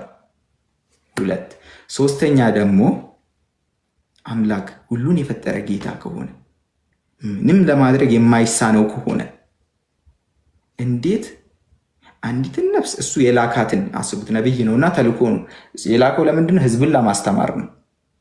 ህዝብን ቀጥተኛ መንገድ እንዲያስይዝ ነው። ከአንድ አምላክ ውጭ ሌላ የሚታመን እንዳሌለ የሚመለክ እንዳሌለ ለማስረገጥ ነው የተላከው። እና ምን ችግር አለው? ያኛው ነፍስ እንኳን ጠፍቶ የለ የሌላኛው አንድ ግለሰብ ነፍስ ሊጠፋ አይደለ? የነብዩ ነፍስ ጠፍቶ ሁሉም ማድረግ የሚችል አምላክ ነፍሱን እሱ እንትኑን ከተቀበለ በኋላ ነፍሱን እኮ መመለስ ይችላል። የሞተ ማስነሳት የሚችል አምላክ ከሆነ ማለት ነው። ይህን ነገር ማብሰልሰል ጀመርኩኝ እና ምንድነው ምን ብዬን ያሰብኩት? ስለዚህ ኦርቶዶክስ የሆነው ህዝብ በሙሉ በራሱ አምላክ ራሱ ነው እንጂ ወደ ክርስትና እንዲሄዱ ያደረጋቸው ራሱ ነው እንጂ ያሳሳታቸው እነሱ አይደለም የተሳሳቱት። ወይ እሱን የተሳሳተው ወይ እነሱን የተሳሳቱት እንዳትሉ፣ እሱን የተሳሳተው ቀድሞውኑ ስህተት የሰራው ማለት ነው። ምክንያት የሆነው ለክርስትና እምነት መፈጠር ማን ነው? ራሱ ነው ማለት ነው። ራሱ አላህ ነው ማለት ነው። ምክንያቱም ዋሽተዋልና አታላሉና ይሄ ነገር አይኑሬ ውስጥ መጣ። በቃ ነገሮችን ማብሰልሰል ጀመርኩኝ። ከዛ ሁሌም የማከብረው የምወደው ዘላለም ህይወቱን በደስታ ይኑርልኝ የሚለው ኦርቶዶክሲያን ሁሉ ይኑርልኝ እፎይ አጋጣሚ መጣ። እፎይ ሲመጣ በቃ እንዴት ልበላችሁ፣ ከቀን ቀን አዲስ ነገር ያነሳል። ከቀን ቀን አዲስ ነገር ይሄ ነገር እኔ ከነ በቃ እያስደነገጠኝ መጣ። የምሬ ነው የምላቸው። በቃ እያስደነገጠኝ መጣ። ስለ ነቢዩ እንትን የሚላቸው የሚወጡት ነገሮች ከቀን ቀን አውቃለሁ። የአይሻን ነገር በስንት ዓመቷ የታጨችው በስንት ዓመቷ ያገባችው የሚለውን እነዚህን አውቃለሁ። ግን ከዛ በተረፈ የሚመጡት ነገር በቃ የበለጠ ኮንፊውዝድ እያደረጉ ይመጣ። መጀመሪያም ኮንፊውዝድ ሆኛል። መጀመሪያም ፍርሃት፣ በቃ ስጋት ላይ ገብቻለሁ። ነገሮችን ማብሰልሰል ጀምሬያለሁ። አሁን ባሰብኝ ማለት ነው። ነገሮች እየተቀየሩብኝ መጡ። ከዛ የሆነ ታይም የት ሄድኩኝ መሰላችሁ? ሐረር አጋጣሚ በመሀል ሐረር ሄድኩኝ ከልጆች ጋር እና መስጂድ ልንሰግድ ያው የሐረር በር አለች። የሐረር እንትን አለች አለን። ብዙ ሰው ሄዶ ሲሄድ ፊት ለፊቱ የሚነሳ ወደ አደሬ መግቢያ ሐረር በሩ የመጀመሪያ ፊት ለፊት በር አልፈን ወደ ታች ጉብኝት እያደረግን ዙሁር ደረሰ። አጋጣሚ ሙስሊም ናቸውና ሶማሌ ቤት ግቢ የተካሄራየ ነው። አብሬው ልጅ እና የእሱ ጓደኞች ነበረው። አብሮኝ ቫኬሽን እንውጣ ሲባል ከነሱ ጋር ወጥቼ ነው። ዙሁር ደረሰና ሄድን። በዛው ገብተን ሰገድን። ከሰገድን በኋላ ተአምር ሆነብኝ። እንትኑ መስጂዱ ተአምር ስላችሁ አይቼ የማላቀው አሰጋገድ ሆነብኝ። ከዛ ምንም አላልኩም። በቃ ዝም ብዬ ወጣንና ሄድን። ከዛ ተክቢራ እየተባለ ከአራተኛ መስጊድ ወደ ታች፣ ከዚህኛው ደግሞ ወደ ላይ ህዝቡ እየሄደ ነው። የምሬን ነው የምላቸው። ከአራተኛ መጥተው ፊት ለፊት ተገናኙ። ከአደሬ የመጡት ፊት ለፊት ተገናኙ። እንዲህ ፊት ፊት ለተያዩና ጠላት የተገናኘ ይመስል እንደዚህ ተዞሮ ሄደ። ምንድን ነው ምናምን ብዬ ስጠይቅ አደሬዎች ናቸው። ሺያ ናቸው? አረ አይደሉም። ሱኒ ናቸው? አይደሉም። ሙስሊም ናቸው፣ ግን የእምነት አካሄዳቸው የተለየ ነው የነሱ ምናምን። ስንሰግድ ከእንትን በኋላ የሚደረግ ዱዓ አለ። ከሰላት በኋላ ድምፅ ከፍ ተደርጎ ብዙ ጊዜ ሲደረግ አይቼ ስለማለቅ ገርሞኝ ነበረ መጀመሪያው ነው። እዚህ ጋር ደግሞ በቃ እምነት አካሄድ። ከዛ ማታ ላይ መሸ። ሲመሽ ይመጡና ከሌላ መስጂድ ከላይኛው መስጂድ የመጡት ምናምን እዛ ጋር ሲደርሱ አይገቡም ወደታች። በቃ እነሱ ከዛ እኛ በቃ ለማየትም ቫኬሽንም ስለመጣን ወደታች ሄድን እና ስናይ መንዙማ ተከፍቷል፣ ሀድራ ምናምን ተቀምጧል። እኔ ራሱ አስደነገጠኝ ማለት ነው። በዚህ ምናምን ነው። ግን እንዴት ነው በቃ ይሄ ነገር ለምን? ያው የሚቀራው ቁርአን አንድ አይነት ነው። የሚቀራው ቁርአን አንድ አይነት ነው። የሚሰገደው የሰዓት እንትን አንድ አይነት ነው። አንዳንድ ነገር ነቢይነቱን ያምናሉ። አንድ አምላክነቱን አላህን በአንድነቱ ያምናሉ።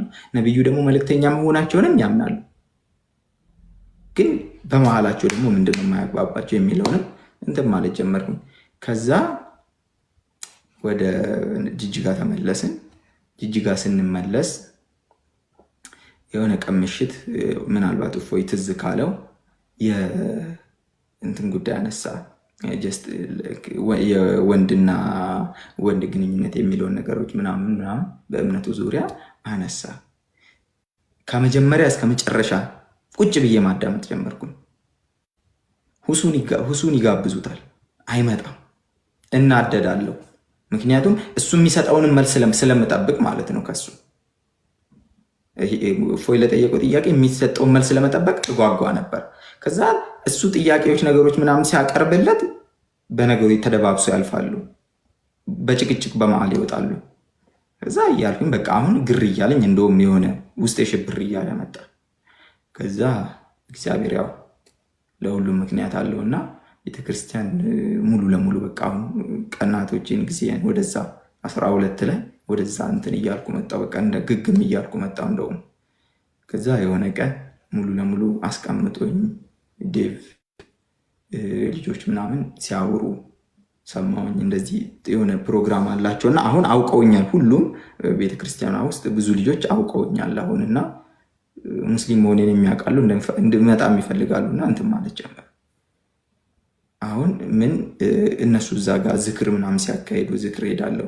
በነገራችን ላይ በእስልምና ሕግ እንግዲህ አንድ ኡስታዝ አቡ ሀይደር እንደተናገሩት ከሆነ የክርስቲያን ሰው ክርስቲያን ያረደው ስጋ መብላት ይቻላል እና ከዛ ጊዜ ጀምሮ ነው እንትን ማለት መብላት የጀመርኩት እና እኔም ግን ደግሞ የዝክር ከሆነ እንኳን ስጋ አይደለም ምስር፣ ዳቦ፣ ውሃ እንኳን እነዚህ አይቻሉም የዝክር ከሆኑ።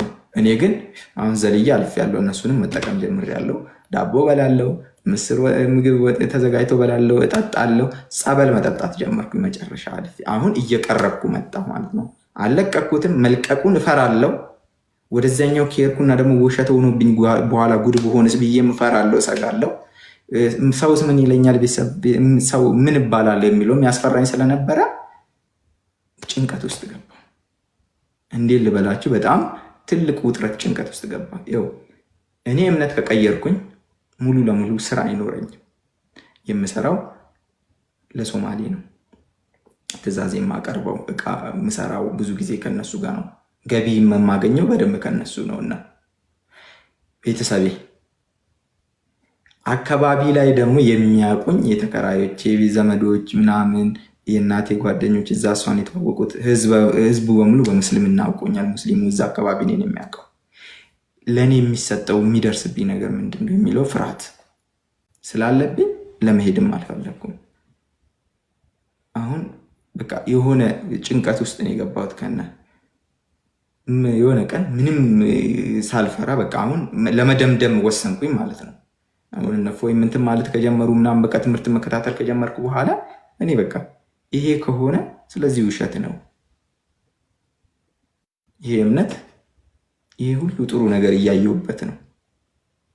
ይህን ሁሉ ነገር ትምህርት እያየሁበት ነው። ከዛም አልፎ ደግሞ አንድ ሐምዲ የሚባል ልጅ አለና ይሄን የነቢዩላህ ኢሳን ስቅለቱንና የእርጋቱን ሁኔታ አይነት ነገር ጠየቅኩት። ልጁ የመለሰልኝም ከኔው ጋር ተመሳሳይ ነው።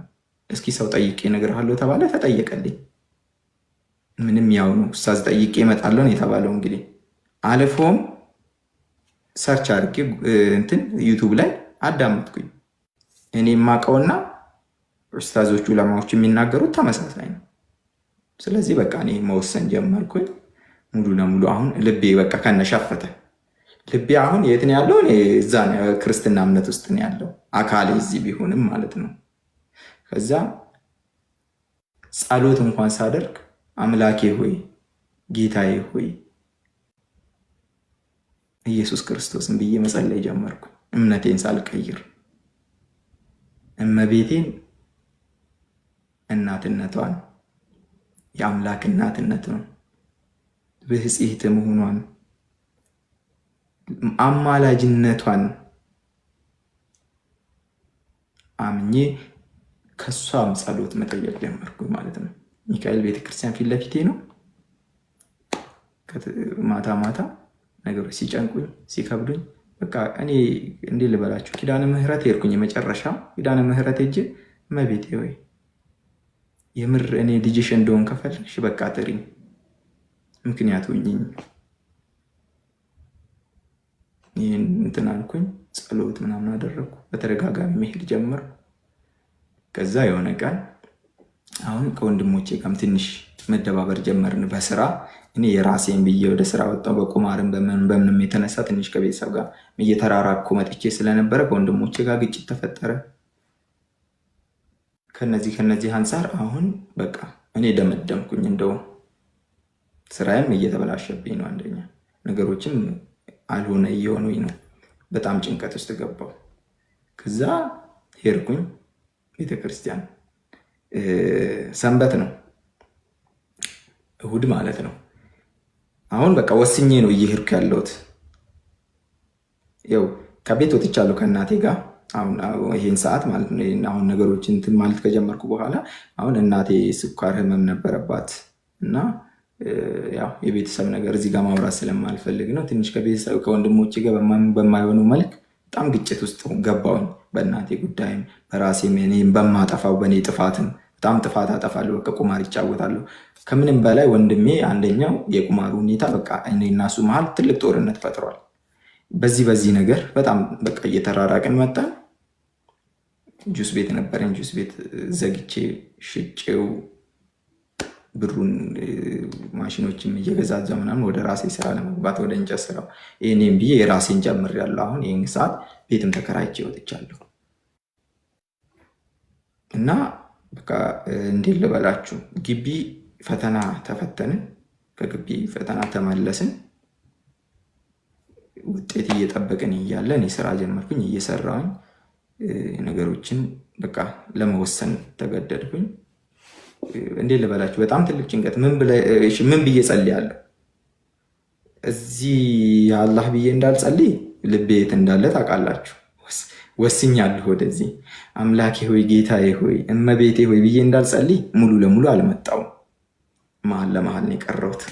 ጭንቀት ውስጥ በቃ የሆነ ከባድ ጭንቀት ውስጥ ገባሁ። አሁን በቃ ደምድሜ ያመጡትን ያምጡ።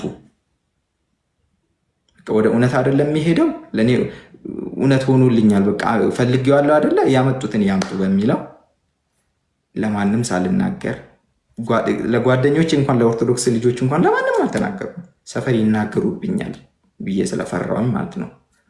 በድብቅ ሄድኩኝ። ስርዓተ ጥምቀት አላቅም ማለት አንድ ኦርቶዶክስ አንድ ሙስሊም ወደ ክርስትና ከሌላ እምነት ወደ ኦርቶዶክስ እምነት ሲመጣ እንዴት ነው የሚጠመቀው፣ እንዴት ነው ክርስትና የሚነሳው፣ እንዴት ነው ክርስትና የሚቀበለው የሚለውን ምንም የማውቀው ነገር የለም። ምን አድርጌ መሰላችሁ ያሰብኩት? በእስልምና አንድ ሰው እስልምናን ወዷት እምነት ይሆነኛል እና ህይወት ይሆነኛል ብሎ ወደዛ ሲመጣ ይሄዳል፣ ኡስታዝ ያናግራል፣ ወይ ደግሞ እዛ ጋ ያለውን ሰው ያናግራል። እሱን ካናገረ በኋላ ሸሃዳ ይዛል። ማነው ሸሃዳ የሚያስሰው? ኢማሙ። መስጂድ ከሆነ ውጭ ከሆነ የሆነ ቦታ ላይ ከሆነ በእምነት እንትን ያለ ሰው እምነቱን በደንብ ጠንከር ያለ ሰው በደንብ እሱን ቃላቶቹን ማስባል የሚችል ሰው ሸሃዳ ማስያዝ የሚችል ሰው ከሆነ ይችላል እና ጠሃራ ሰውነታችንን ታጥበን ጠሃራ ሆነን ከዛ ልብሳችን ንጹህ ሆኖ ሄደን ነው ሸሃዳ የምንይዘው። በዛው ነው መልክ ያሰብኩት። ትሄዳላችሁ አሽሀዱ አን ላ ኢላሀ ወአሽሀዱ አነ ሙሐመድ ተብሎ አልቆ ሙስሊም ሆኗል ማለት ነው። እኔም እሄዳለሁ አንድ ቄሱ እዛው እንትን ይለኛል፣ በቃ የሚባለውን ነገር እላለሁ። ከዛ በቃ ይሻለሁ፣ ምን አስጨነቀኝ፣ ተደብቄ እንትን ብዬ ነግሬያቸው እንትን ብዬ እመጣለሁ ብዬ ወሰንኩኝ እና ሄድኩኝ። ቀጥ ብዬ ሲሄድ ዲያቆን ነው መሰለኝ፣ እዛው አገልጋይ ናቸው እና ወጣት ነገር ነው። እየፈራው እየተንቀጠቀጥኩ ሄድኩና ምክንያቱም የማያቀኝን ሰው ነው የፈለግኩት። ገባችሁ? ሰፈር ውስጥ እኔን የማያቀኝ ከጓደኞቼንም ጋር ነገሮችን ለጓደኞች የማይነግርብኝ ሰው ነው የፈራሁት። ምክንያቱም በደስታ ምክንያት ለሰው ያሳውቁብኛል ብዬ ስለፈራው ማለት ነው። ሄድኩኝ። ክርስትና ልነሳ ፈልጌ ነው፣ ሙስሊም ነበርኩና ክርስትና መነሳ ፈልጌ ነው አልኩኝ። ሄጄ ይህን ስለው የምር ክርስትና ልትነሳ? ስለ ክርስትና በደንብ ታውቃለህ? አዎ ትንሽ አውቃለሁ፣ ሙሉ ለሙሉ በደንብ ባላቅም የተወሰነ አውቃለሁ ምናምን አልኩኝ። እዛ እሺ ጥሩ ነው፣ ዋናው ቀድሞውኑ ተቀብለከዋል፣ አንተ ቀድሞውኑ አምንሃል እና እዛ ጋር ይታዩሃል፣ እዛ ጋር እየገቡ ያሉትን ልጆች ሂድና ከነሱ ጋር ግባ ተባልኩ። የት ነው ግባ የተባልኩት? ጥምቀት ማለት ለፈውስ የሚጠመቁትና ጥምቀት ክላስ ነው እና ለመጠመቂያ ጸበል የሚረጩት ጋር የተላኩት ለምንድን ነው?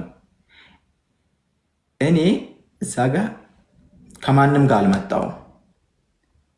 እዛ ጋር ለካ ሰው በደንብ በስነስርዓት ትምህርት ተወስዶ ሰው ቄሱ ስለኔ ማንነት በደንብ አውቆ ምናምን ነው ክርስትና መነሳት ያደረገው። ምንድን ነው የምር ለእምነትን የመጣው ወይስ ለሌላ ነገር የመጣ ሰው ነው የሚለውን በስነስርዓት ሳያስፈራራኝ ምን ሳይለኝ ነው ይህ ሰው የላከኝ።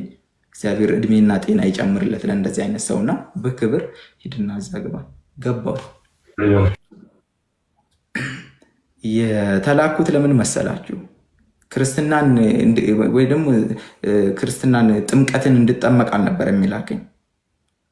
ቀጥታ ከጸበልተኞቹ ጋር ጸበል እንትን ብዬ ነገሮችን በራሴ እንዳውቅ የምር ለእውነት እንደመጣ መምጣቴን ለማረጋገጥ ነበር የላከኝ ማለት ነው። ሄድኩኝ፣ ገባሁኝ። አላሰብኩትም እንደዛ አይነት ነገር። ሁሉም ፊት ለፊቴ ነው እያወለቀ በቃ እንደተወለደ ነው ያለው ጸበል ለመረጨት። ደነገጥኩኝ፣ ክውን ያልኩት መጋረጃውን ከፈታ አድርጌ ገብቼ መልሼ ነው የዘጋሁት። ድንግጥ ነው ያልኩት ማለት ነው። ከዛ አይዞ ምንም አይደለ ምናምን አሉኝና ከጎኔ ያሉት ምን አስደነገጠ? ምን ሆነ ነው ይመስለኛል ያሰቡት የሆነ እንትን እንዳለብኝ አይነት ነገር መረጨቱን ያልፈለግኩ የፈራው አይነት ነገር አድርጎ ነው ያሰቡት። እና ምንም ማንም እንዲያውቀኝ ስላልፈለግኩ ዝም ብዬ ገባ። አንገቴ ላይ ማህተብ የለ፣ ከየት ነው ወዴት ነው ያለኝ ሰውም የለም። ገባኝ፣ አውላለኩኝ፣ ቁጭ አልኩኝ ከህዝቡ ጎን። በቃ እንዲህ ብዬ እንትኑ ላይ ተቀመጥኩኝ። ጸበል ተረጨ፣ ዙሩ ተባለ። ዙሩ ሲባል ሁሉም ተነስቶ ወደ ጀርባውን ዙር፣ እኔ ፊት ለፊት ዙር። አልበቃህም አሉኝና ጸበሉን ፊቴ፣ ወይኔ እንዴት እንደሚያም በጆኩ ደነገጥኩኝ። አወቁብኝ እንደ በቃ ደንግጬ እየተርበተበትኩ አሁንም ዞርኩኝ። ከዛ ውጡ ተባለ፣ ተነስተን ወጣን። አሁን እዚህ ጋር ለእኔ ምን ሆነ? እኔ ተጠምቄያለሁ፣ ክርስትና ተነስቻለሁ ማለት ነው። እና በዛ እንዳለን በዚሁ እንዳለው በቃ ሄዳለሁ፣ ጸሎቴን እየተደበቅኩ አደርሳለሁ፣ ቤተክርስቲያን እመላለሳለሁ። እንደዚህ እያደረግኩ 15 ቀን አካባቢ አለፈኝ። አሁን ጓጓው ለሆነ ሰው መንገር ፈለግኩኝ እና በጣም የሚቀርበኝና የሚወደኝ ጓደኛ አለኝ፣ ኪያ በያጅ ያልኳችሁ ልጅ ነገርኩት። ኪያ ፈልጌህ ነበረን ያልኩት እና እንደዚህ እኮ ተጠመቅኩኝ፣ ቤተክርስቲያን ክርስትና ተነሳሁ አልኩ። ኧረ እባክህ አለኝ እየቀለደ። የምርህን ነው አለኝ። እስኪ እግዚአብሔርን በል እግዚአብሔርን በቃ የሆነ እሱም ማመን ከበደው፣ ሁኔታዬን፣ ቤተሰቤን፣ ሁሉንም ነገር ስለሚያውቅ ከዛ ማተብስ እስኪ ብሎ አንገቴን ሲያይ ኧረ እኔ አልለበስኩም ወንድሜ እንዴት እለብሳለሁ በዚህ ቢያውቁብኝስ ብዬ አልለበስኩም ማለት ግር አለው ልጁን። ከዛ እሺ ችግር የለውም እንደውም እኔም ከእምነት ርቅ ያለው ትመልሰኛለህ፣ ታበረታተኛለህ፣ ምክንያት ትሆነኛለህ፣ እኔም የመመለሻ እየራኩ ነበር፣ እንደውም ጸበል እንጀምራለን አለ። እሺ ተባብለን ጸበል ጀመርኩ። የመጀመሪያ ቀን ስንሄድ ነጠላ ገዛልኝ። አሁንም አለ ነጠላ ገዛልኝ። እሱ ደግሞ ቅባ ቅዱስ ገዝቶ ማህተብ ደግሞ ገዛልሃለሁ ምናምን ተባብለን እዛ ሄድን። ምን እንትን አለኝ የሆነች ባግ ነገር አለችኝ እና ባጓ ውስጥ ከትና ነጠላውን ሙሉ መንገዱን እሄዳለሁ። እዛ ስደርስ ነው አውጥቼ ለብሼ ውስጥ የምገባው። ከዛ ተጠምቀን በሁለተኛው ቀን ጥያቄ ጠየቀኝ ተረጋግቶ። እንዴት ነበር የተጠመቀው ንገረኝ እስኪ በእናትህ ምናምን አለኝ። ስነግረው ግር አለው።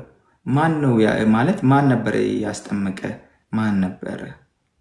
እሺ የክርስትና ስምህስ ማን ነው አለኝ። ክውን ያልኩት እንዴ እኔ እንጃ እንደዛ ምናምን አልተባልኩም፣ ብቻ እኔ ዮሴፍ ብባል ምናምን ብዬ ስስለው አይዞክ ልክ ነህ፣ ቀድሞ አንተ ፍላጎቱ ስላደረብህ እንትን ብልሃል። ያ አባት ያን ነገር ያደረግኩት አንተ በራስ እንድታውቅ በቃ እርግጠኛ ሊሆኑብህ ስለፈለጉ ነውና ናም ብሎ ነገረኝ። እና ክርስትና እምነት አቀባበ እንትን ማለቱ ጥምቀት፣ ስርዓተ ጥምቀት እንደዚህ አይደለም፣ ከዋሴ ጋር ተነጋግሬ እነግርሃለሁ አለኝ። በቃ አሁን ተናደድኩኝ። እንዴት ልበላችሁ የምሬ ነው። ይህን ሁሉ ጊዜ እኔ ራሴ ምናምን እንዴት እንደዚህ ምናምን አይ ብልሃትን የተጠቀሙት አንተን ለማርጋት ልቦናህን እንዲረጋ ነገሮችን በራስ እንድታውቅ ምናምን አለኝ። ከዛ ዝም ብሎ ደግሞ ክርስትናን ዛሬ መተህ ክርስትና ልነሳ ነው ተብለህ የምትነሳው ነገር አይደለም። ትምህርት ያስፈልጋል። አንድ ከሌላ እምነት የመጣ ሰው ለ3 ዓመት ካልቻለ ነገር ከጊዜ ሁኔታ አንጻር ለ3 ወር ለ6 ወር ትምህርት መውሰድ አለበት። ለዛ ተብሎ ነው ይሄን የተባልከውና አንተንም ላለማስደንገጥ አንተንም እንትን ላለማለት ነው ይሄን አካሄድ የተጠቀሙት፣ ይሄን ብልሃት የጠቀሙት። ጥሩ አባት ናቸው። እንደውም አይ እንደዚህ ተምረህ ምናምን ከሰው ጋና ምናምንም አላሉክ፣ እንደውም አላስደነገጡህም፣ አመስግን ምናምን ብሎኝ አረጋግቶኝ እንትን አለ። ከዛ ከዋሴ ጋር ተነጋግሮ ዋሴ በጣም ደስ አለው ሲሰማ። ወዲያውኑ የኪያ የራሱ የንስሐ አባት ነበሩት፣ ሄደው እነሱ ጋር ሄድን፣ አናገርናቸው። ስለኔ የቤት ሁኔታ ጠየቁኝ። ጫና ሊፈጠርብህ ይችላል፣ በራስህ ነው የምትኖረው፣ ምንም የሚደርስብህ ነገር የለም። የምሬን ነው፣ እግዚአብሔር ይመስገን። በጣም እኔ ትህትናን ያየሁባት እግዚአብሔር የምርም ልቦና በውስጣችን ያሳደረብን ኦርቶዶክሳውያን መሆኔን ከዛ ሰዓት ጀምሮ ሙሉ ለሙሉ ማየት የጀመርኩት። ይህ አባት ከደስታቸው ወደ እምነቱ መጥቷል ከሚለው ደስታ በፊት ስለ እኔ ለሚመጣብኝ ችግርና እኔ ላይ ለሚደርሰው ጥንቃቄ ነበር የቸኮሉት። ምንም አይደርስብህም፣ እኔ ልጅ የሚመጣብህ ነገር የለም፣ ከቤተሰብ ጋር ግጭት አይኖርብህም፣ በራስህ ነው የምትኖረው፣ የራስህ ስራ አለክ። ይህን ጠየቁኝ ስለ እኔ፣ ቤተሰቤስ እንዴት ነው? ከዛ ነገርኳቸው። አይ ምኖረው ለብቻዬ ነው፣ አሁን በቃ እኔ እፈልገዋለሁ አይበለውና ነገር ራሱ የሆነ ነገር ቢሆን በሚለው ምናምን ብዬ አናገርናቸው። እሺ እንግዲያውስ ልጆቹን ለእናንተ አደራ ሰጣቸዋለሁ። ይሄ ልጅ እና ዛሬ አርብ ነው፣ ነገ ቅዳሜ ነው። እሁድ ጠዋት እሁድ ሌሊት ይዛችሁት ነው። ምን እንደሚፈለግብኝ ነግረውኝ፣ ክር ነጭ በነጭ ብትለብስ የተመረጠ ነው ተብዬ ሁሉም ነገር እሺ ተባብለን ሄደን እግዚአብሔር ይባርክ ምንም ጸልዮልኝ ሄድኩኝ ማለት ነው። በ27 ነው ጽጌ ጾመ ጽጌ በ27 ነው ማለት ተጀምሮ በሶስተኛው ቀን አካባቢ መሰለኝ እኔ ለመጀመሪያ ጊዜ በህይወቴ ለመጀመሪያ ጊዜ ማህሌት ሳድር ማለት ነው። እንዴት ልበላችሁ የነበረው ደስታ ልነግራችሁ አልችልም። የነበረው ደስታ በጣም ትልቅ ደስታ። በቃ ሄድን። ነጭ በነጭ ለብሼ ሄድን። ከዛ እንትን መጣልኝ። ይኸው ምን አድርጌ ያስብ ነበረ መሰላችሁ? መቋሚያ ጀስት ለትላልቅ እናቶችና አባቶች አቅመ ደካሞች ብቻ የሚሰጥና እነሱ የሚይዙት እንደ ካዘር አድርጌን ያሰብኩት። ለካ ቤተክርስቲያን ውስጥ ሌላ የራሱ የሆነ ማንነት አለው እያንዳንዱ ዕቃ። መቋሚያ መጣልኝ፣ ጽላጽል መጣልኝ።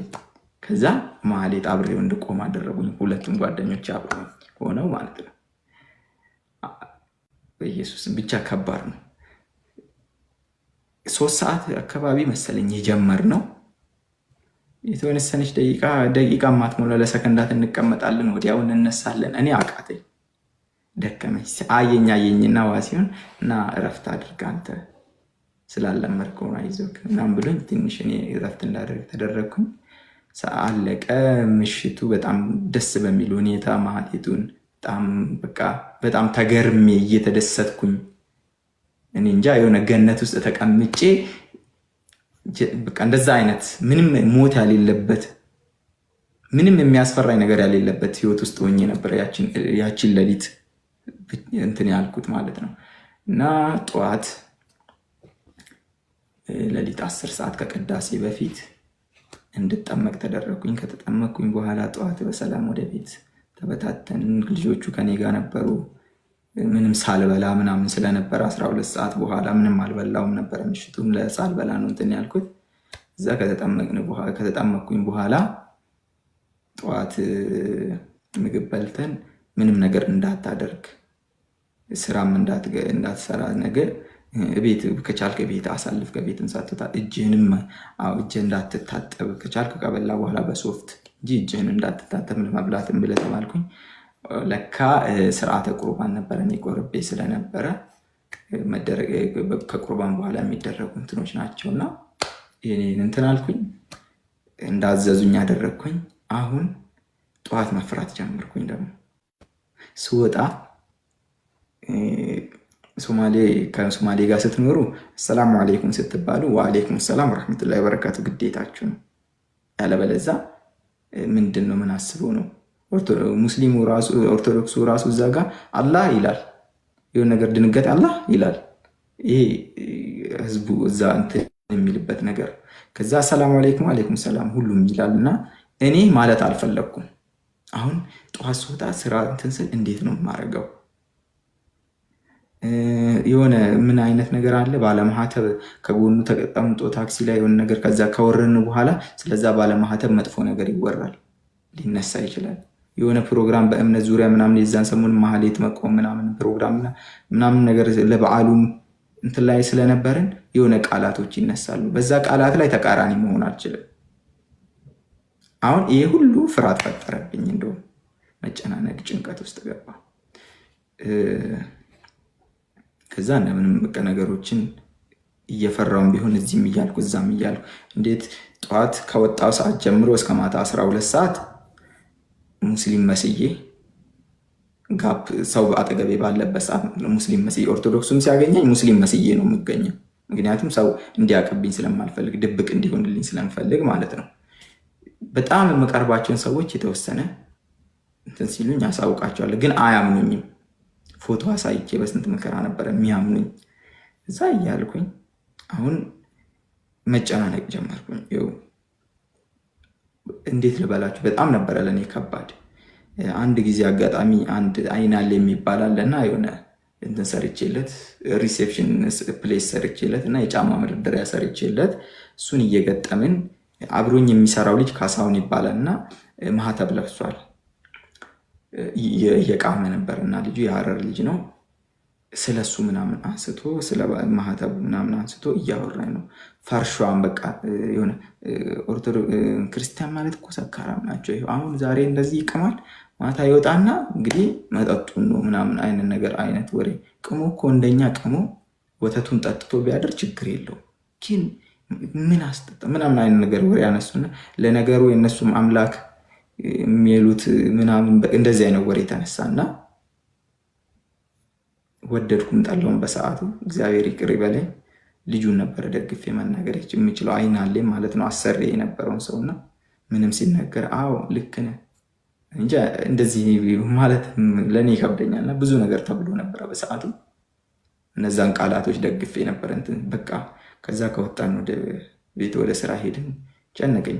ሚካኤል በር በቃ እያለቀስኩኝ ምናምን ከሰራውላት ካገኘው ላይ የሆነ የተወሰነ ብር አስገብቼ ከዛ በኋላ እዛው ጸሎት አድርጌ ምናምን በቃ ጭንቀት ውስጥ የተፈጠረ ገብቼ መተኛት አቃተኝ። ወጣኝ ምናምን እንትን ቆይም ፊልም ወስጄ መጣ። ፊልም የሚያየው ነገሮችን በቃ እንትን ለማለት አልሆን አለኝ። መዝሙር ምናምን ማዳመጥ ፈለግኩኝ። እያዳመጥኩኝም አሁንም በቃ ነገሮቹ ፊት ለፊት የቀኑ ውሎ እያስጨነቀኝ መጣ። እዛ እንደዛው እንትን እየተንቆራጠጥኩ አደርኩኝ። ነጋ። ጠዋት ሲነጋ መጸለይ ፈለግኩኝ።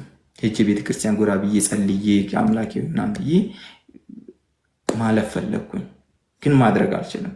ጠዋት ነው፣ ሰው በሙሉ ያቀኛል። ሰፈር ውስጥ አካባቢ ላይ ያየኝ ሰው ምን ይለኛል የሚለው ፍርሃት፣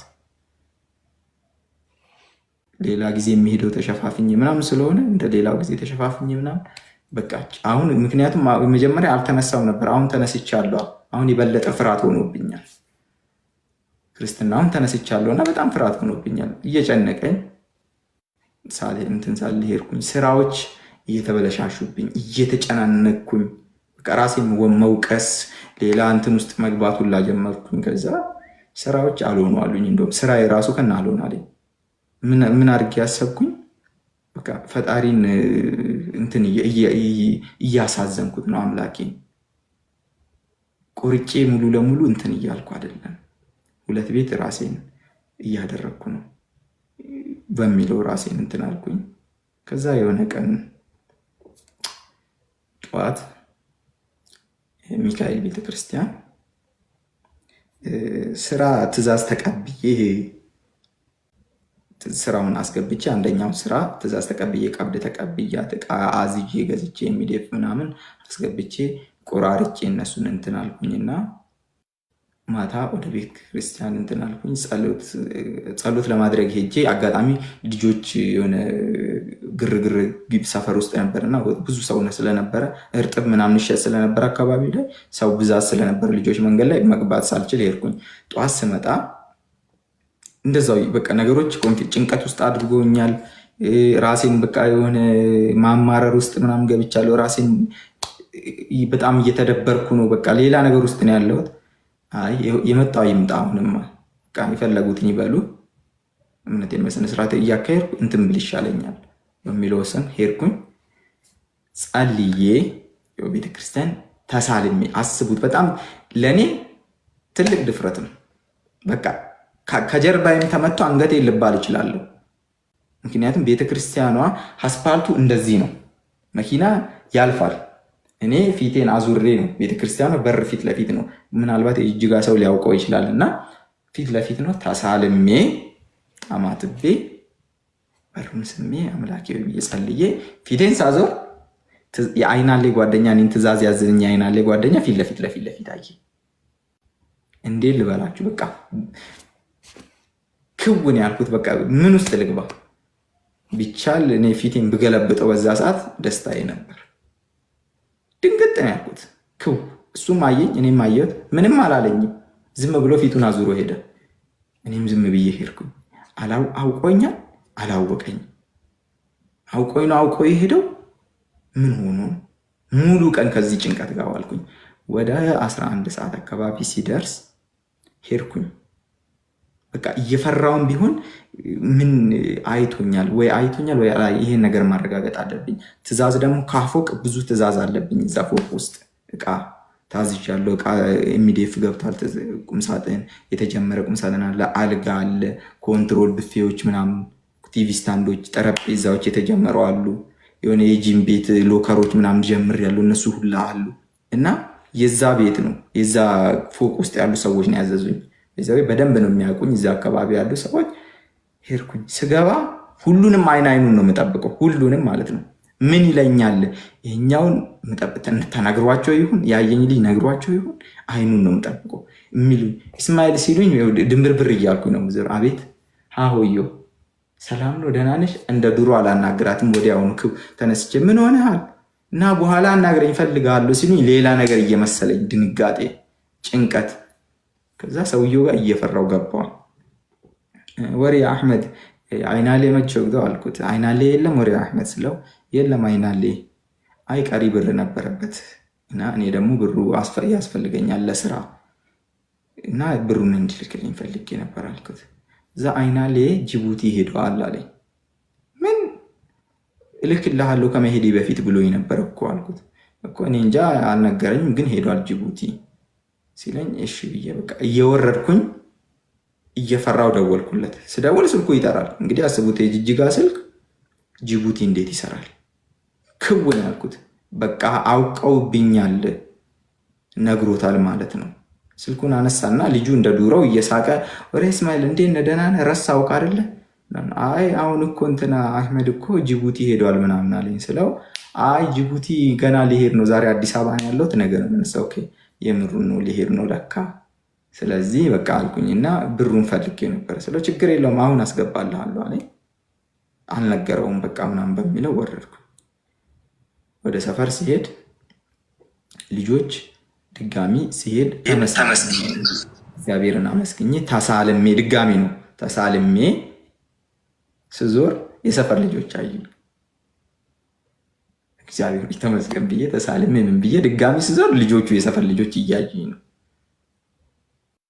ወዲያውኑ ወደፊት አልወጣም፣ ወደ ቤተ ክርስቲያን የገባሁት ቀጥታ።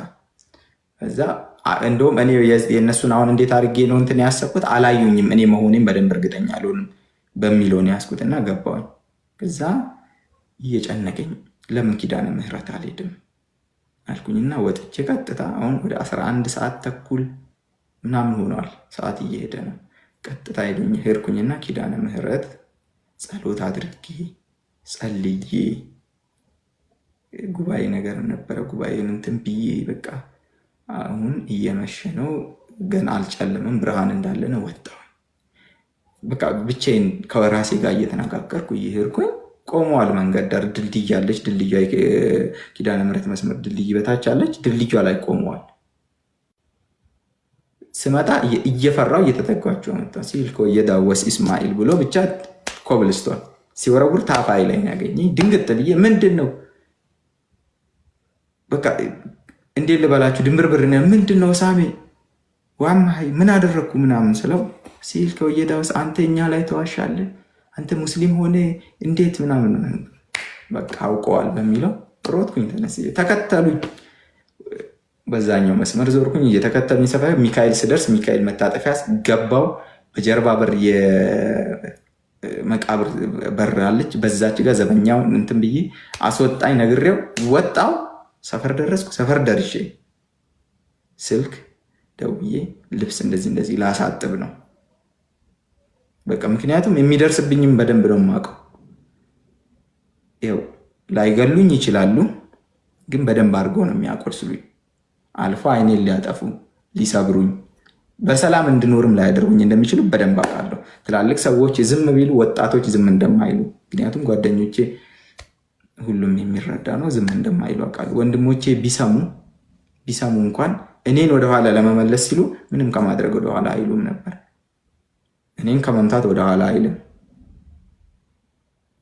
የሚደርስብኝ ቁጣ፣ የሚደርስብኝ ቃላቶች፣ ይሄ ሁሉ ፊት ለፊት የመጣ ድንጋጤ። በቃ ምን ወሰንኩኝ? በቃ ተነስቼ ልሂድ። ተነሳው። እቃ ልብሱ መጣ፣ ሌላ ሳጥብ ነው ብዬ ልጅቷ ጋር ደውዬ አመጣች፣ አቃበለችኝ። ልብሱን ወስጄ አስቀምጬ ሰው ዞር ዞር ከመንገድ ላይ እስክል ጠብቄ ቀጥታ መንገድ ዳርቼ ሐረር ነው የተሳፈርኩት። እጄ ላይ ባለው ብር አካውንቴ ላይ ባለው 20 ምናምን ሺህ ብር አካውንቴ ላይ ነበረ። ቀጥታ ሐረር በሁለተኛው ቀን ተደወለ። ወንድሜ ደወለልኝ። የት ሄደ ነው አንተ ተባልኩ። አይ የትም እዚሁ ቅርብ ነኝ እየፈራሁ። ከዛ በሁለተኛው ቀን ሰፈር ደውዬ ምናምን እኔ ለስራ ወጥቼ ነው እንደዚህ በዚህ ምክንያት አላልኩም። ልጅቷንም እዛ አካባቢ አሁን ታርቀን ስለነበረ እሷንም እዛው አካባቢ ስለነበረች እንደዚህ እኔ ሐረር ነው ያለሁት በእምነቱ ጉዳይ እንደሆነ አልነገርኳትም ምናምን ስል አረ በጣም ብዙ ሰው መጥቶ እየፈለገህ ነው፣ ግማሹ ዕቃ አዘናል ይላል፣ ግማሹ እሱን የፈለግነው ይላል። እነዛ ደግሞ ልጆች ጓደኞች መጥተው ነበረ ምናምን ሲባል በቃ ፈራው ይባሰ። ከዛ ወደ 11 ሰዓት አካባቢ ለወንድሜ ልነግረው ደወልኩኝ።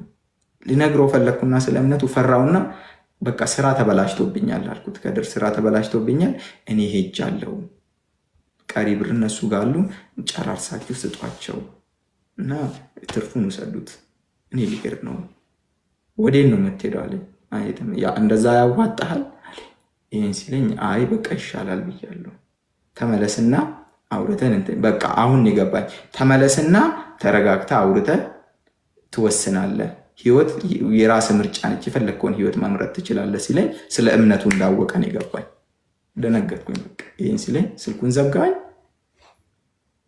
ቻው ብዬ ትንሽ እንደቆየን መልሶ ደወለ። የገባህበት ብትገባ አታመልጠኝም፣ የት እንዳለህ አውቃለሁ፣ ወይ ሀረር ወይ ድሬዳዋ ነው የምትሆነው፣ እመጣልሃለሁ ሲባል በአራተኛው ቀን ትኬት ቆርጬ እኔ በህይወቴ አዲስ አበባን ምን እንደሆነች ከየት ነች ወዴት ነች አዲስ አበባን አላውቃትም። አዲስ አበባ ገባሁ። አዲስ አበባ ስገባ አውቶቡስ ድሮ የሆነ ጊዜ መጥቼ ነበረ እና መስቀል አደባባይ እንትን ነበረ፣ ባሶች ይቆሙ ነበረ እና ባስ ከዛ ጋር ተሳፍሬ አውቃለሁ። እንግዲህ አሁን ከቆመ ነው እንጂ ይመስለኛል በእርግጠኝነት በጣም የቆየ ቢሆን የልጅነት ነገር ቢሆንም እዛ ነበረ ባስ የሚቆሙ እና እዛ ነበር የገመትኩት። መኪናው ዝም ብሎን ይዞን ሲሄድ እየተጨነቅኩ መጣሁ። ከዛ እዚህ አይደለም የሚቆመው የአውቶቡስ ተራ ነው ተብዬ ሄድኩኝ። አውቶቡስ ተራ